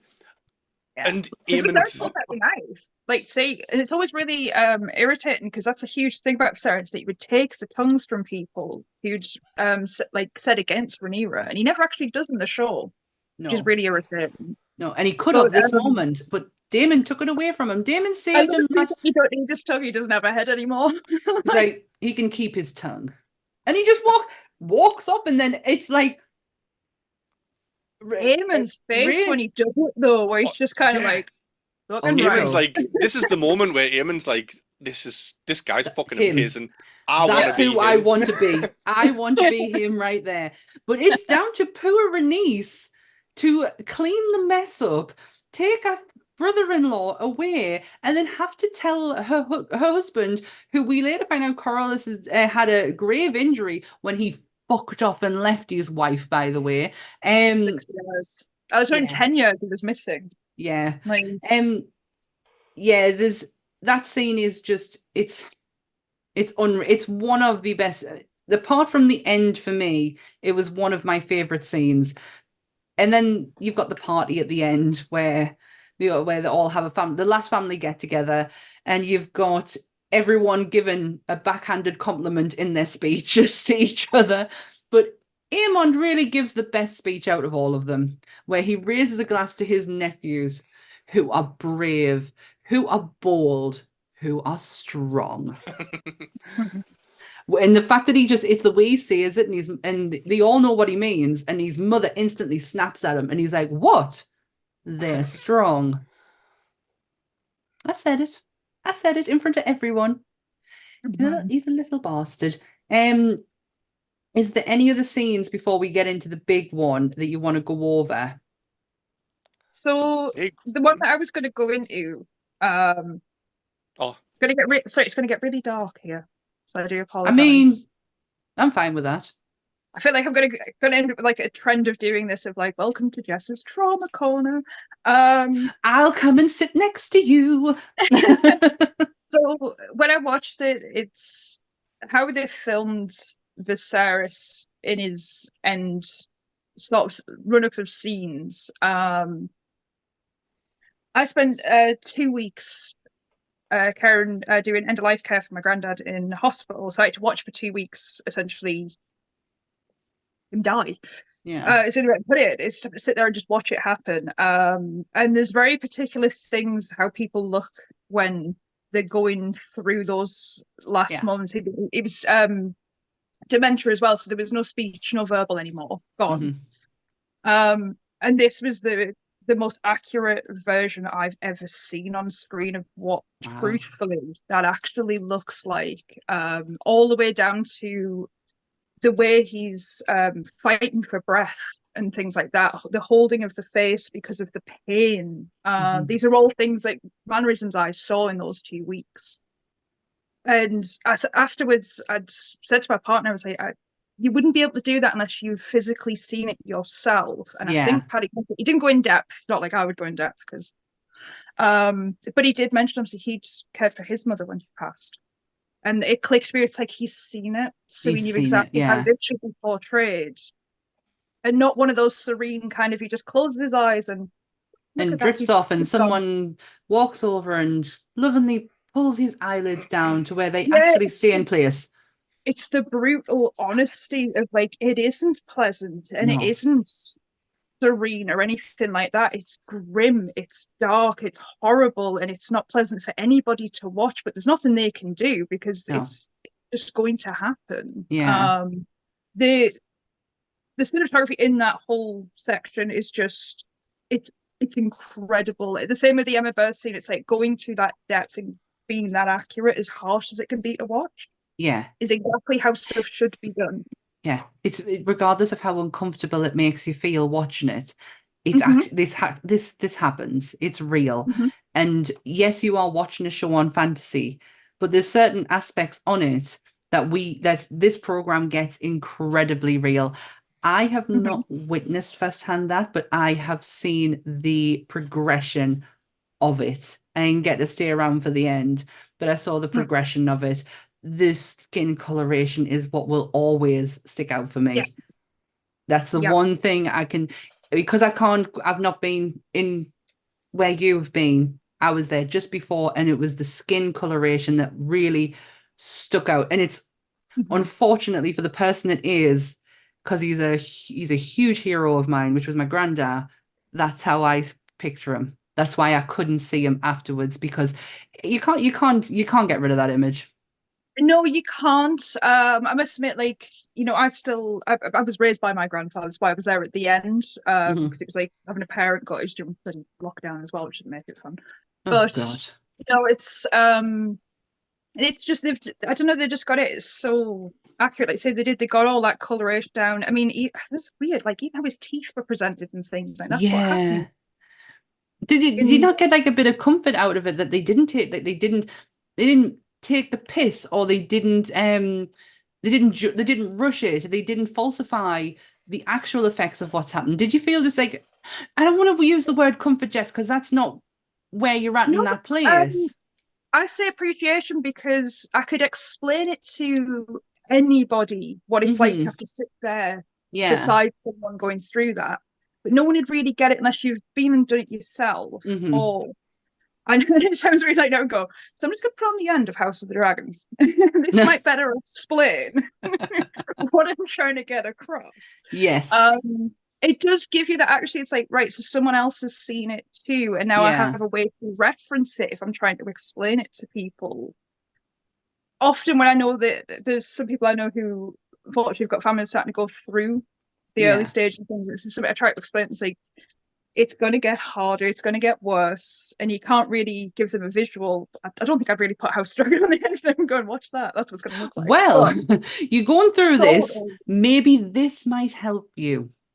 I think, I just sat and watched and went, there it is. That's exactly what I've been trying to explain. Now I've got a basis to try and explain this better. But yeah, I mean, other than my trauma corner, thematically amazing, and I massively appreciate them going that in depth. And it's something I want to see as it continues. Like, don't lose that attention to detail, because that's what makes it so much better. As much as I love Game of Thrones, this is waves above in how clever they're being with the show. I totally agree. And don't ever feel bad for bringing up your trauma corner, because this is what I love, Jess. It's honest conversations, complete and utter, like, rip it apart, take it to the bone, take it to the ninth degree, but having honest conversations about what these shows actually have brought to you, or you can almost relate to in a sense. So I don't want to say I love it because of what we've just talked about, but I love the honesty is what I'm trying to say. Well, shall we go into the final bit, and then we can literally just, for the audience ready for season 2, just go through a quick rundown of little bits that happened leading up to the end, what you need to remember, because there's parts of this show that I don't feel like you do need to remember. I don't give two shits that Daemon bloody won a sea crown from a crab king. Oh, that is so cool though. Like, it is so cool, but it has nothing to do with the war. Because, it's still like character development for Daemon, because he's like, I know. my brother's coming to help us. What a dick. Like, I don't need his help. He's weak. Why they send ravens now? Yeah. Send one man to send a message. Oh my God. Yeah. But one more scene just for us to bring up before we get to this like big one. Like, all this horrific stuff happens throughout Game of Thrones and House of the Dragon, with like gore, horror, like even after like look at horrible stuff like genital warts close up on a screen. Nice. Yeah. But I could have done without watching that guy sit staring at some feet while he's shaking hands with a milkman, like some kind of Westerosi Quentin Tarantino. Oh, Lara Strong. Is it Lara Strong? Yeah, I think so, yes. Yeah. Oh my God. Laris, that's it. Yeah, and the fact that Alicent goes along with it because he's, all she has to do is sit there and not make eye contact with him, and then she gets what she wants. But what do we say in Nerdy Up North, Lee? We don't kink shame. Yeah. I had to bring it up though, because no, yeah, you're right. You are right. If I didn't mention the feet, people would have been disappointed. It could use more, I think, the coercive control that Alicent's always been under. And Laris comes across as basically kind of the only guy who's being honest with her in the realm, is keeping her on the proper information she needs to know. Like, he lets her know that her father's had her handmaiden as a spy, so he knows what she's doing. And he lets her in on that. That's like, even one of yours is one of your dad's. Like, there are more people around here. But it's still coercive control, because he knows she is, unfortunately, she's had this from such a young age. She's still weak to it, of that she will still bow down to what she's told should be happening and take little wins where she can. But she's not out of that control factor. Even a little rat like Mr. Strong, I can't but he presents her with information that nobody else had given Alicent. Obviously, he gets his win out of it, that he gets, his cheeky knights with some feet, and he gets Harrenhal for himself. But other than, who wants Harrenhal, for fuck's sake? It's a dank. Well, I mean, it is one of the strongest, castles. Like, Harrenhal, didn't it take like a shit? It can't fall or something like that. I mean, in a story of dragons, Harrenhal is not, well, it's an odd one, because I think in the Aegon story, it's the hardest one for him. Like, he had to try and take, but he did, and he pretty much melted half of it. That's why it looks like a shithole. But it's kind of like, in a story of dragons, do you really want Harrenhal? Like Technic Dragon? Well. No, you're right. It doesn't. Let's do it. Let's get on to the final part. So, Rhaenyra at this stage is not ready to go all out raw. So, Aemond has been crowned. Rhaenyra has been usurped, and Aemond has been crowned the King of Westeros. Rhaenys, sorry, these names. Rhaenys is being held prisoner by Alicent, even if she doesn't want to say so herself. She is technically being held prisoner. But one of the twins, Eric, we're going to call him Eric. Right. Yeah, he comes in and saves the day. Rhaenys isn't going without her dragon. She ain't leaving without her dragon, even though he was like, come on, we got to get out of here. And he's right to say so. There's a lot, the whole realm is distracted. Aemon's been, crowned king, but she is not going without her dragon. And while Aemon is taking it, because actually, can I just rewind for a second? Aemon Targaryen and his fucking kid bloodbath shit that he was pulling. He is the worst. I only saw this the other day when I was watching a recap that he has a lot of bastard children. That. So Aemond is married to his sister Helena, which is not unusual for Targaryens, and they have children together, but he has bastard children together, and he puts them... Aegon. Thank you. Aegon. Sorry, my apologies. It's the fucking names, man. They're too similar. Aegon, he's married to Helena, has bastard children. These bastard children are actually put in fighting pits and have to fight each other. What kind of sick fucker does that? A fucking Targaryen is the answer you're looking for.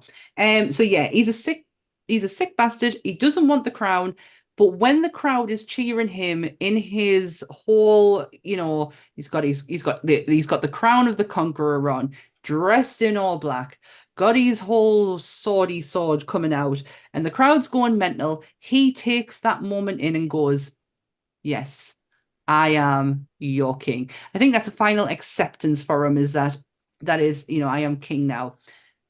Rhaenyra has other plans. He finally feels like loved, wanted. I think. Yeah. And that is continuously his storyline, is that he hasn't really had a relationship with Viserys. Oh no. Because he's so late on. It's, clearly the siblings are not very close in a sense. No. His mother blatantly detests him. Yes. Like, absolutely detests him, and pretty much everybody does. And Helena's just off in her own little bubble. Yeah, he's got no dragon dreams. I would have felt some happiness from him at that moment around Aegon. So I think, when that point comes and he's actually accepted and heralded by everyone, it's probably the first time in this kid's life that ever is he any giving a shit about him. What were you saying there? It does make us want to feel happy for him at that moment, but also just a couple of episodes before that, he raped the girl. Not the first one. She's not the first one. One of many who Alicent pays off because no one will believe it. He's an awful human being. A couple of episodes before that, he's standing at the window, absolutely going for it. Do you know who that is? Do you know who that is? That's David Tennant's kid. It's not. Do you know what's so weird? It's not his It's not his biological kid either. Tennant adopted him, but he looks exactly like him. It's so spooky. I think he's picked up a lot of his mannerisms and stuff. Ty Tennant is an amazing actor. He's doing incredible stuff now as it's going onwards. That's the thing I found a shame actually in casting is that you had to change. They got the two brothers mixed up on that casting. It looks weird, like how you've got Ty, who's quite tall, quite slender. And then all of a sudden you got this short little podgy Aegon comes in. You're like, what the hell happened there? No, you got the two brothers mixed up. It needed to be the other way around. And that was the one bit of I love the fact that Ty's there, but he's just the wrong brother. He would have been brilliant as the other one. I love the meme that you see of the 3 generations of Tennants, where you've got dad pointing to son, this is my son, and then you've got Tennant pointed to his son, this is my son, and he's boring or something like that. From the convention scene, so Peter Davison did it first when David Tennant had been at a convention. He stood there with a sign and went, "He's not that special." That's it. That's it. I had been at one and did it to David Tennant, and they're all just in a row.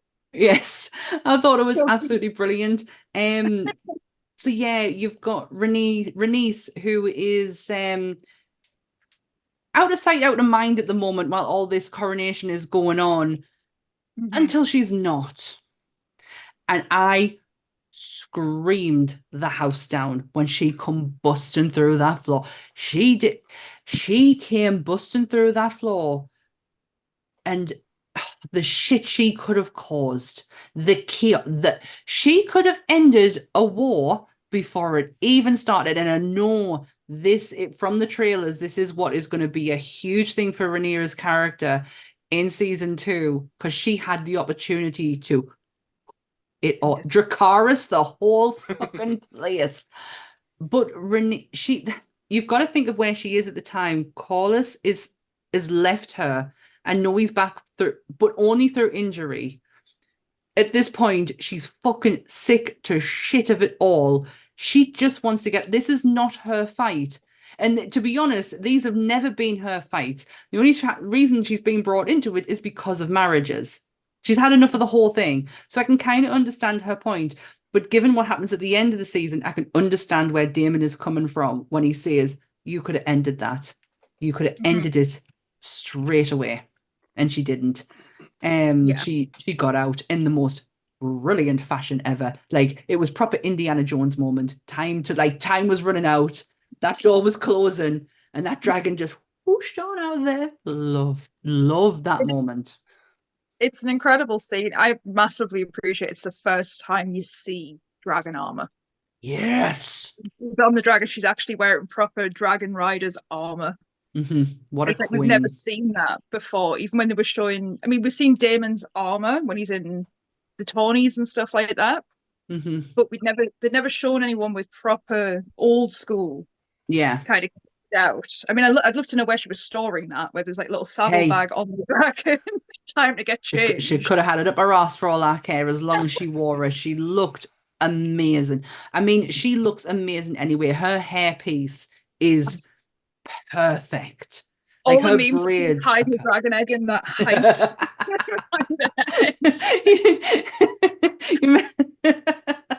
I would totally believe that as well.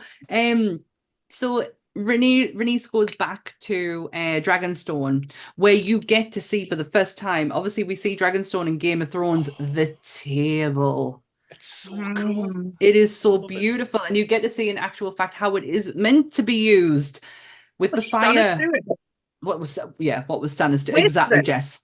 What was he doing? Waste of a table. The fire goes under it. It lights the table up. The pieces are made of dragonstone because they would melt otherwise. It is a beautiful piece of furniture because it is literally it's a table. And the tactics are Rhaenyra's not wanting to go to war. She is literally trying everything to not have this spiral into a war. Daemon is pushing for it. Corlys, who has had an agenda his whole life where he has wanted the Iron Throne, and he's made very clear that Rhaenys was, she was robbed of it, and he has always fought for that. He is now, I'm done with that. And he apologizes to his wife for not only leaving her, but putting her on a fight that was never his fight in the first place. If his wife said she was okay, she was okay. And he should have accepted that. And he never, ever did. And that's why he used his children as political playgrounds to get him further and closer to the Iron Throne. He had an agenda the whole time until his near-death experience where he apologizes to his wife, says, I'm done with it all. Let's just go and fuck off away from here and let them deal with it themselves. And then Rhaenys is like, no, we're not going to do that. We're going to betroth our granddaughters to the Rhaenyra's children. We are going to make that alliance. And Corlys is like, all right, whatever. Okay. You can have the whole of Driftmark. Have it all. I'm surprised he believes anything about them getting married at this point. Like, the amount of promises of like, oh, we'll unite the two houses, and they must be fucking sick of it. Or something like, what's he called? Oh, the son had to leave off. Oh, that's it. Him.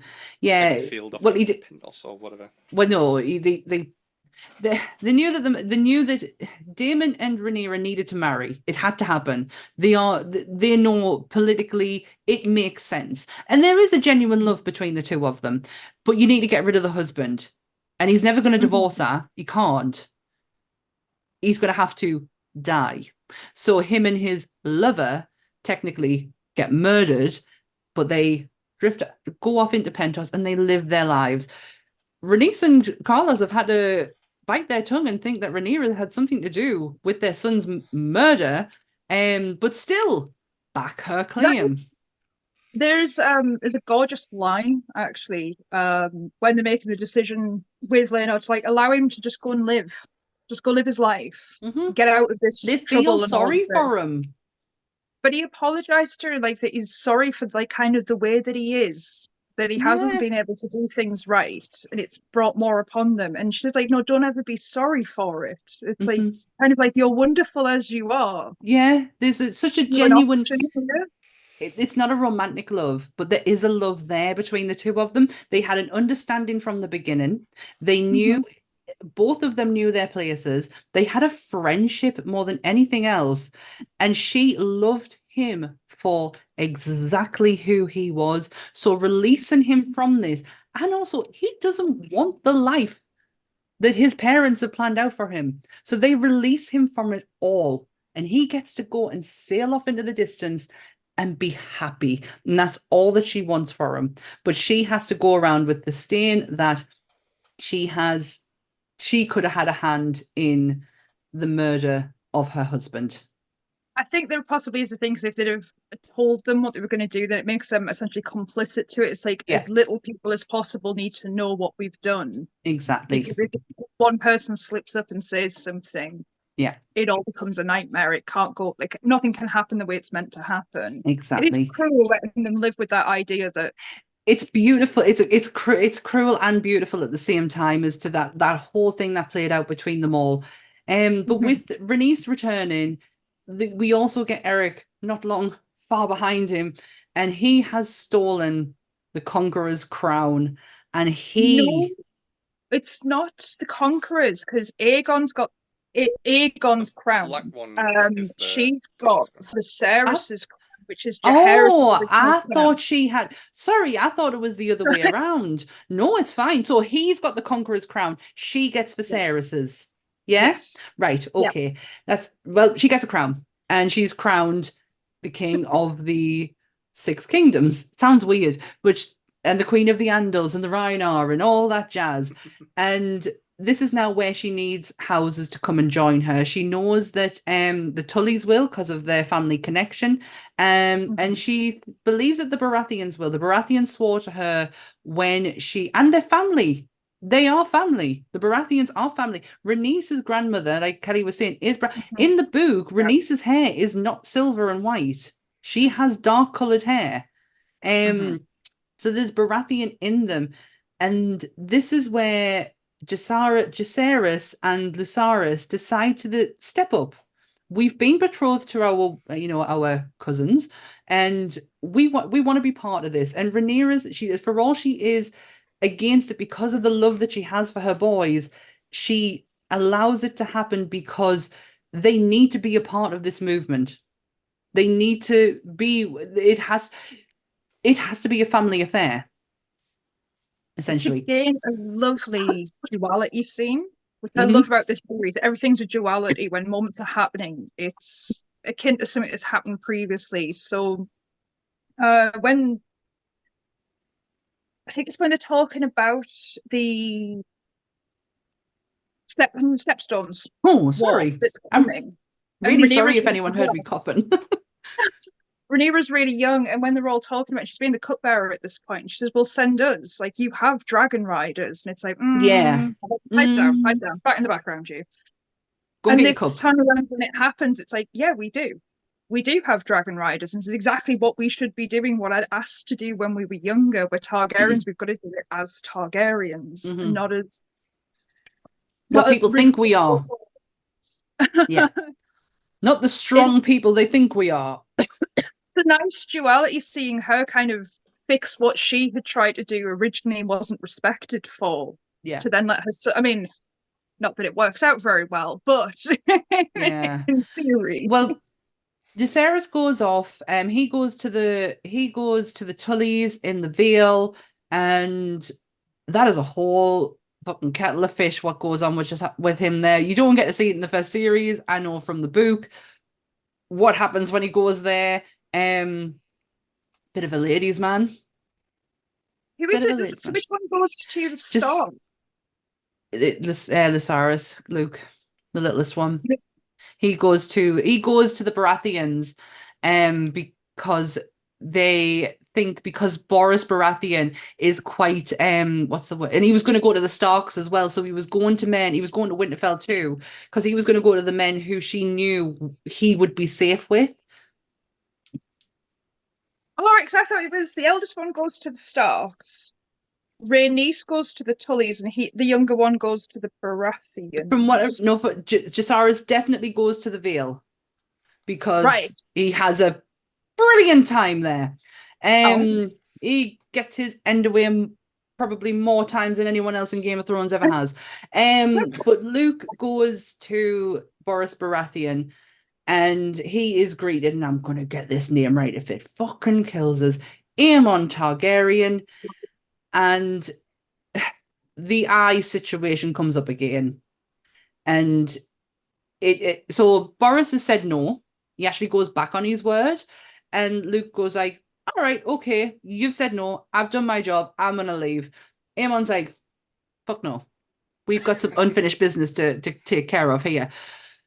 Luke had a conversation with his mother where he said he wasn't going as a warrior, he was going as a messenger. And in Luke's, he takes that. Like, that is valid for him. That is bond to him. He is not breaking what his mother said to him. And Luke says, no, I'm not fighting you. I came here as a messenger. I'm leaving as a messenger. It doesn't go down the way that Luke was probably intending. He had a feeling that that Aemon was coming for him. I don't think it was meant to go down. Well, it wasn't. It's not meant to go down. It's not meant to go down that way. So the two boys get on their dragons, and we all know that Aemon is with Vhagar, who is at this point in history the biggest dragon out of them all. What's he called? Luke is on Arax, who is so much smaller. It gets to they have quite a jewel in the sky, which is beautifully shot, and it starts to become clear that Aemon, he actually doesn't have any control over Vhagar whatsoever, because he's telling Vhagar to stop, and he is not listening. He is snapping. He is going. Love. Just before that, when you see Vhagar just going above, yes, comparing the size of the dragons to each other, like the contrast between the two of them, and then you've got Luke and Arax in the sky. We can breathe. We've gotten past them, and Vhagar comes out of nowhere and fucking eats him, like literally takes him in half. It's literally a moment. And Luke and Arax are no more. And you can see Aemon in that moment. Holy fucking shit. What have I done? I've just caused civil war. That's a running whole very second. He is in the TV show, he is bothered. No, I mean, I don't think he's bothered that Luke's dead. No, he is. But that was never his intention. He in the series, he wanted to scare him. Look at my dragon. I've got a bigger dragon. You took my eye. Meh, meh, meh. And he was going to let him go. In the book, it was the same outcome, but he didn't give a shit.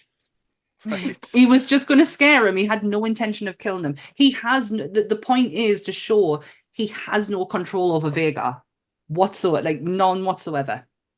There's so much in that whole section when it gets to it. I mean, there's the most amazing scene when Luke first arrives and it's like pouring down. It's just a big sort of flash of lightning, and you see Vhagar pull like a Godzilla moment. Yeah, just lifts up, and that's the kind of like, oh no, he's already like, oh god, like I'm still gonna walk in and seem big and tough, and like even again, you just see how tiny his dragon is in the courtyard, or just like, this is gonna be all right.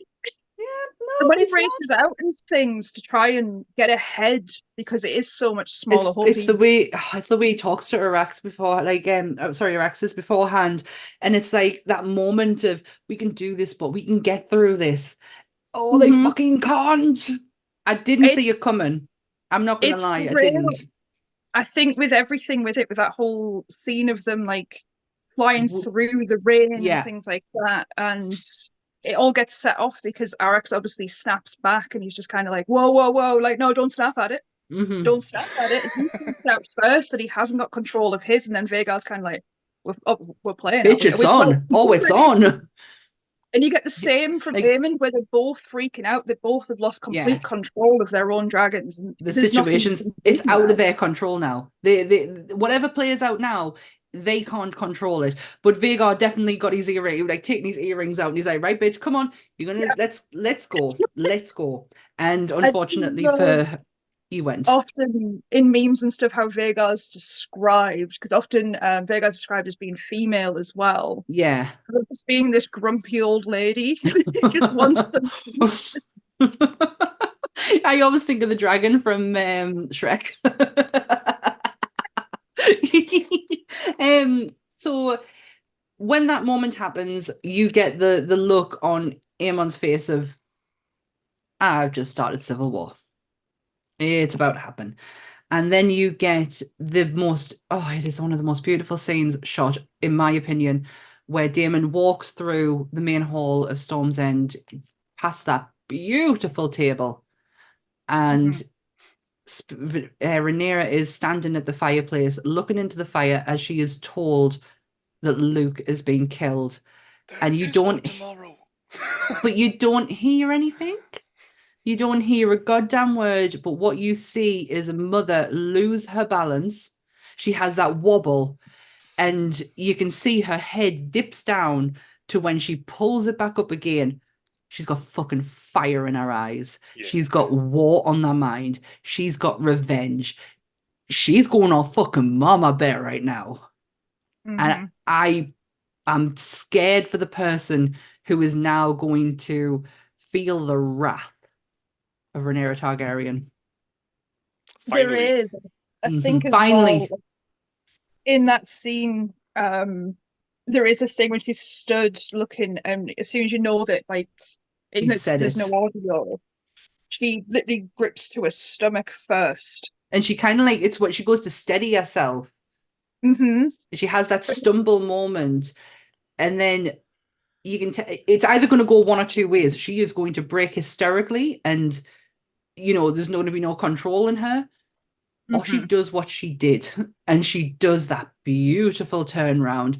And Emma Darcy, your face is fucking sculpted for the gods, because it was a beautiful reaction. They did it perfectly. I've got goosebumps even thinking about that way she turned around. It is literally the perfect way, I think, to leave off that part. That it's kind of like, you've had the backstory, you've had the build up, we've done character development, now we're going to be in the Dance of Dragons from this point onwards. That's right. It sets the tone. And that's where we are heading into as of, well, it's tomorrow night for Americans, but it will be Monday morning for us. Or if you want to stay up till 2:00 on Monday, and you can 2 in the morning, I will be sat up. You message me and tell me anything. I will find you, Jessica. We spend time outside of this podcast. If you want, as I'm watching it if that time, because I'm at work the next morning, you'll be getting some blue words sent to you, my pet. And it's coming out weekly as well, which not many shows do this anymore. But no. I do really enjoy things coming out weekly. The impatient side of me does not want to wait. Yeah. But it's great every week. Yeah. Waiting for everybody else to watch it, so you can be like, "Have you watched it yet? Have you watched it yet? I know. Let's talk." Right? Look at how it was with X-Men. How we were on a weekly basis. We literally in our group chat would just go the word. One of us would put X-Men in, and we'd wait to see who'd watched it, and then we were like, "Right, we can talk about it now," because we were like so respectful of the fact we didn't want to ruin anything. I just we're not this group chat. I feel like I've missed. Nerdy on the X-Men. We'll just have one between me, you, and Lee, because like we're the only ones who like House of the Dragon. But I hope you guys do. I hope you guys like it, and I don't want to go into what to expect from season 2.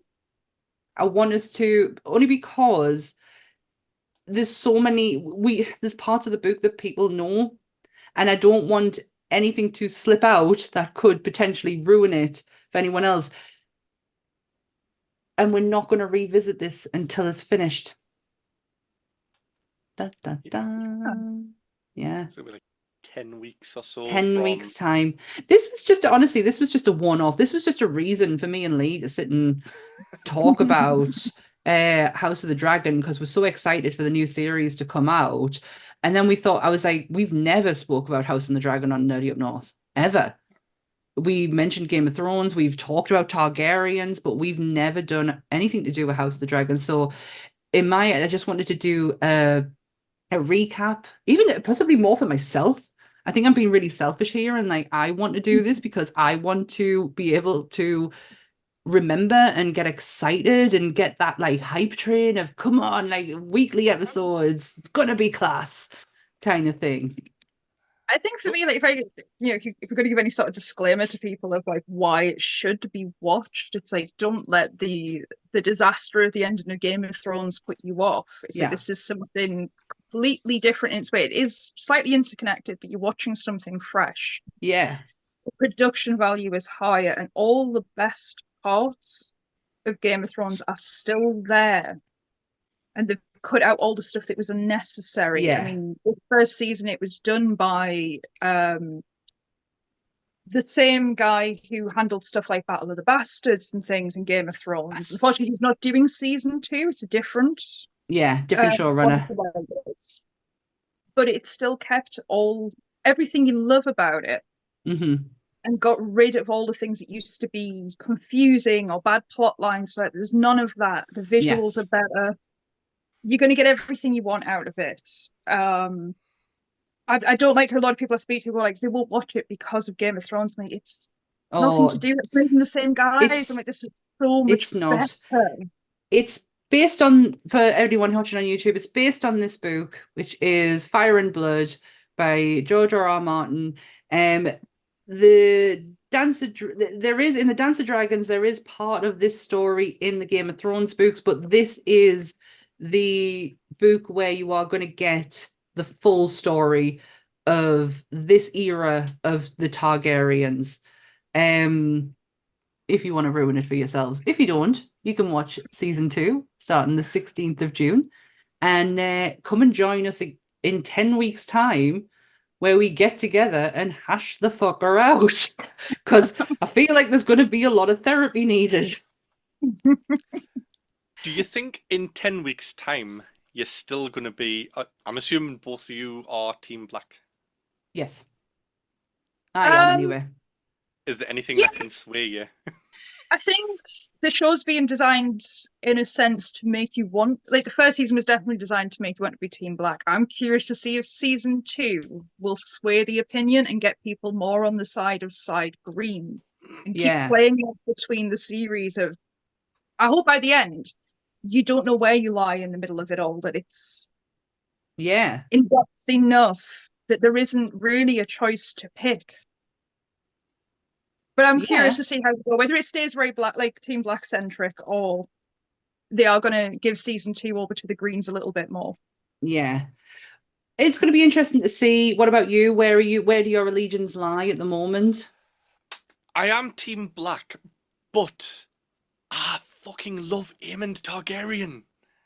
Like, I don't know what it is. He's so cool and he's badass. He's like Team Black. The only thing keeping me on Team Black is Daemon. Rhaenyra needs to prove herself in this season for me to be swayed over to her side. Because, like I said, she lost the Eye of the Tiger. She's been just sad and defeated, and it's not the kind of person that I want to put my faith in. Yeah. Team Green do have the determination, and they are fighting to take what is theirs. Team Black haven't done a lot so far, but I'm still Team Black just for Daemon. Daemon Targaryen, Rhaenyra Targaryen, end of, full stop, done and dusted. It is nothing that the High Towers can do, and nothing that can be done to them. I say that with such a pit in my stomach, but I will back the Black. It's got, I don't know is a question, but at the moment it's Team Black. I feel like that's not going to change. But as we all know, opinions can change as we go on. But we will find out in 10 weeks' time when we return to pick up House of the Dragon Series 2. Dun, dun, dun, dun, dun, dun, dun, dun, dun. Yeah.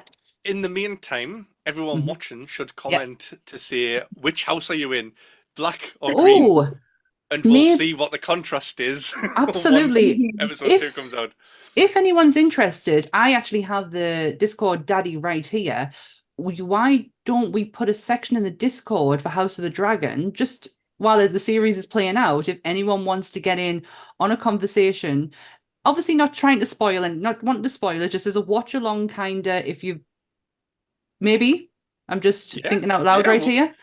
I'll just something to keep the just to keep the conversation going. Obviously, anyone who's going to spoil it or ruin it or do the whole well, I know from the books. I've got Lee here, and he'll just kick you out. I'm just telling you right now. Well, I could stick a couple of channels in. One to just discuss without spoilers, and one I can just add people in each week once they've watched the episode that want to talk about what's happening. That'd be really cool, just to keep the conversation going, because it is a long time between now and then. And the point of this was to, highlight it all to everyone. And it's not like we want to go for a while later and then think, oh, we're back, we're here again. So if anyone wants to keep the conversation going, we're doing it in the Discord. And that's it. This will be up on audio at some point once it's been played. Please remember to like, share, and subscribe. Hit the notification bell so you do not miss any episodes coming out from the Nerdy Up North, guys. Anything else you want to add before we say goodbye? I'm good. Yeah. No? Bloody hell. Okay, then. Well, thanks you two. And big thanks to Kelly, who came and joined us for the first part. And stay nerdy, everyone. Bye. Bye. Bye.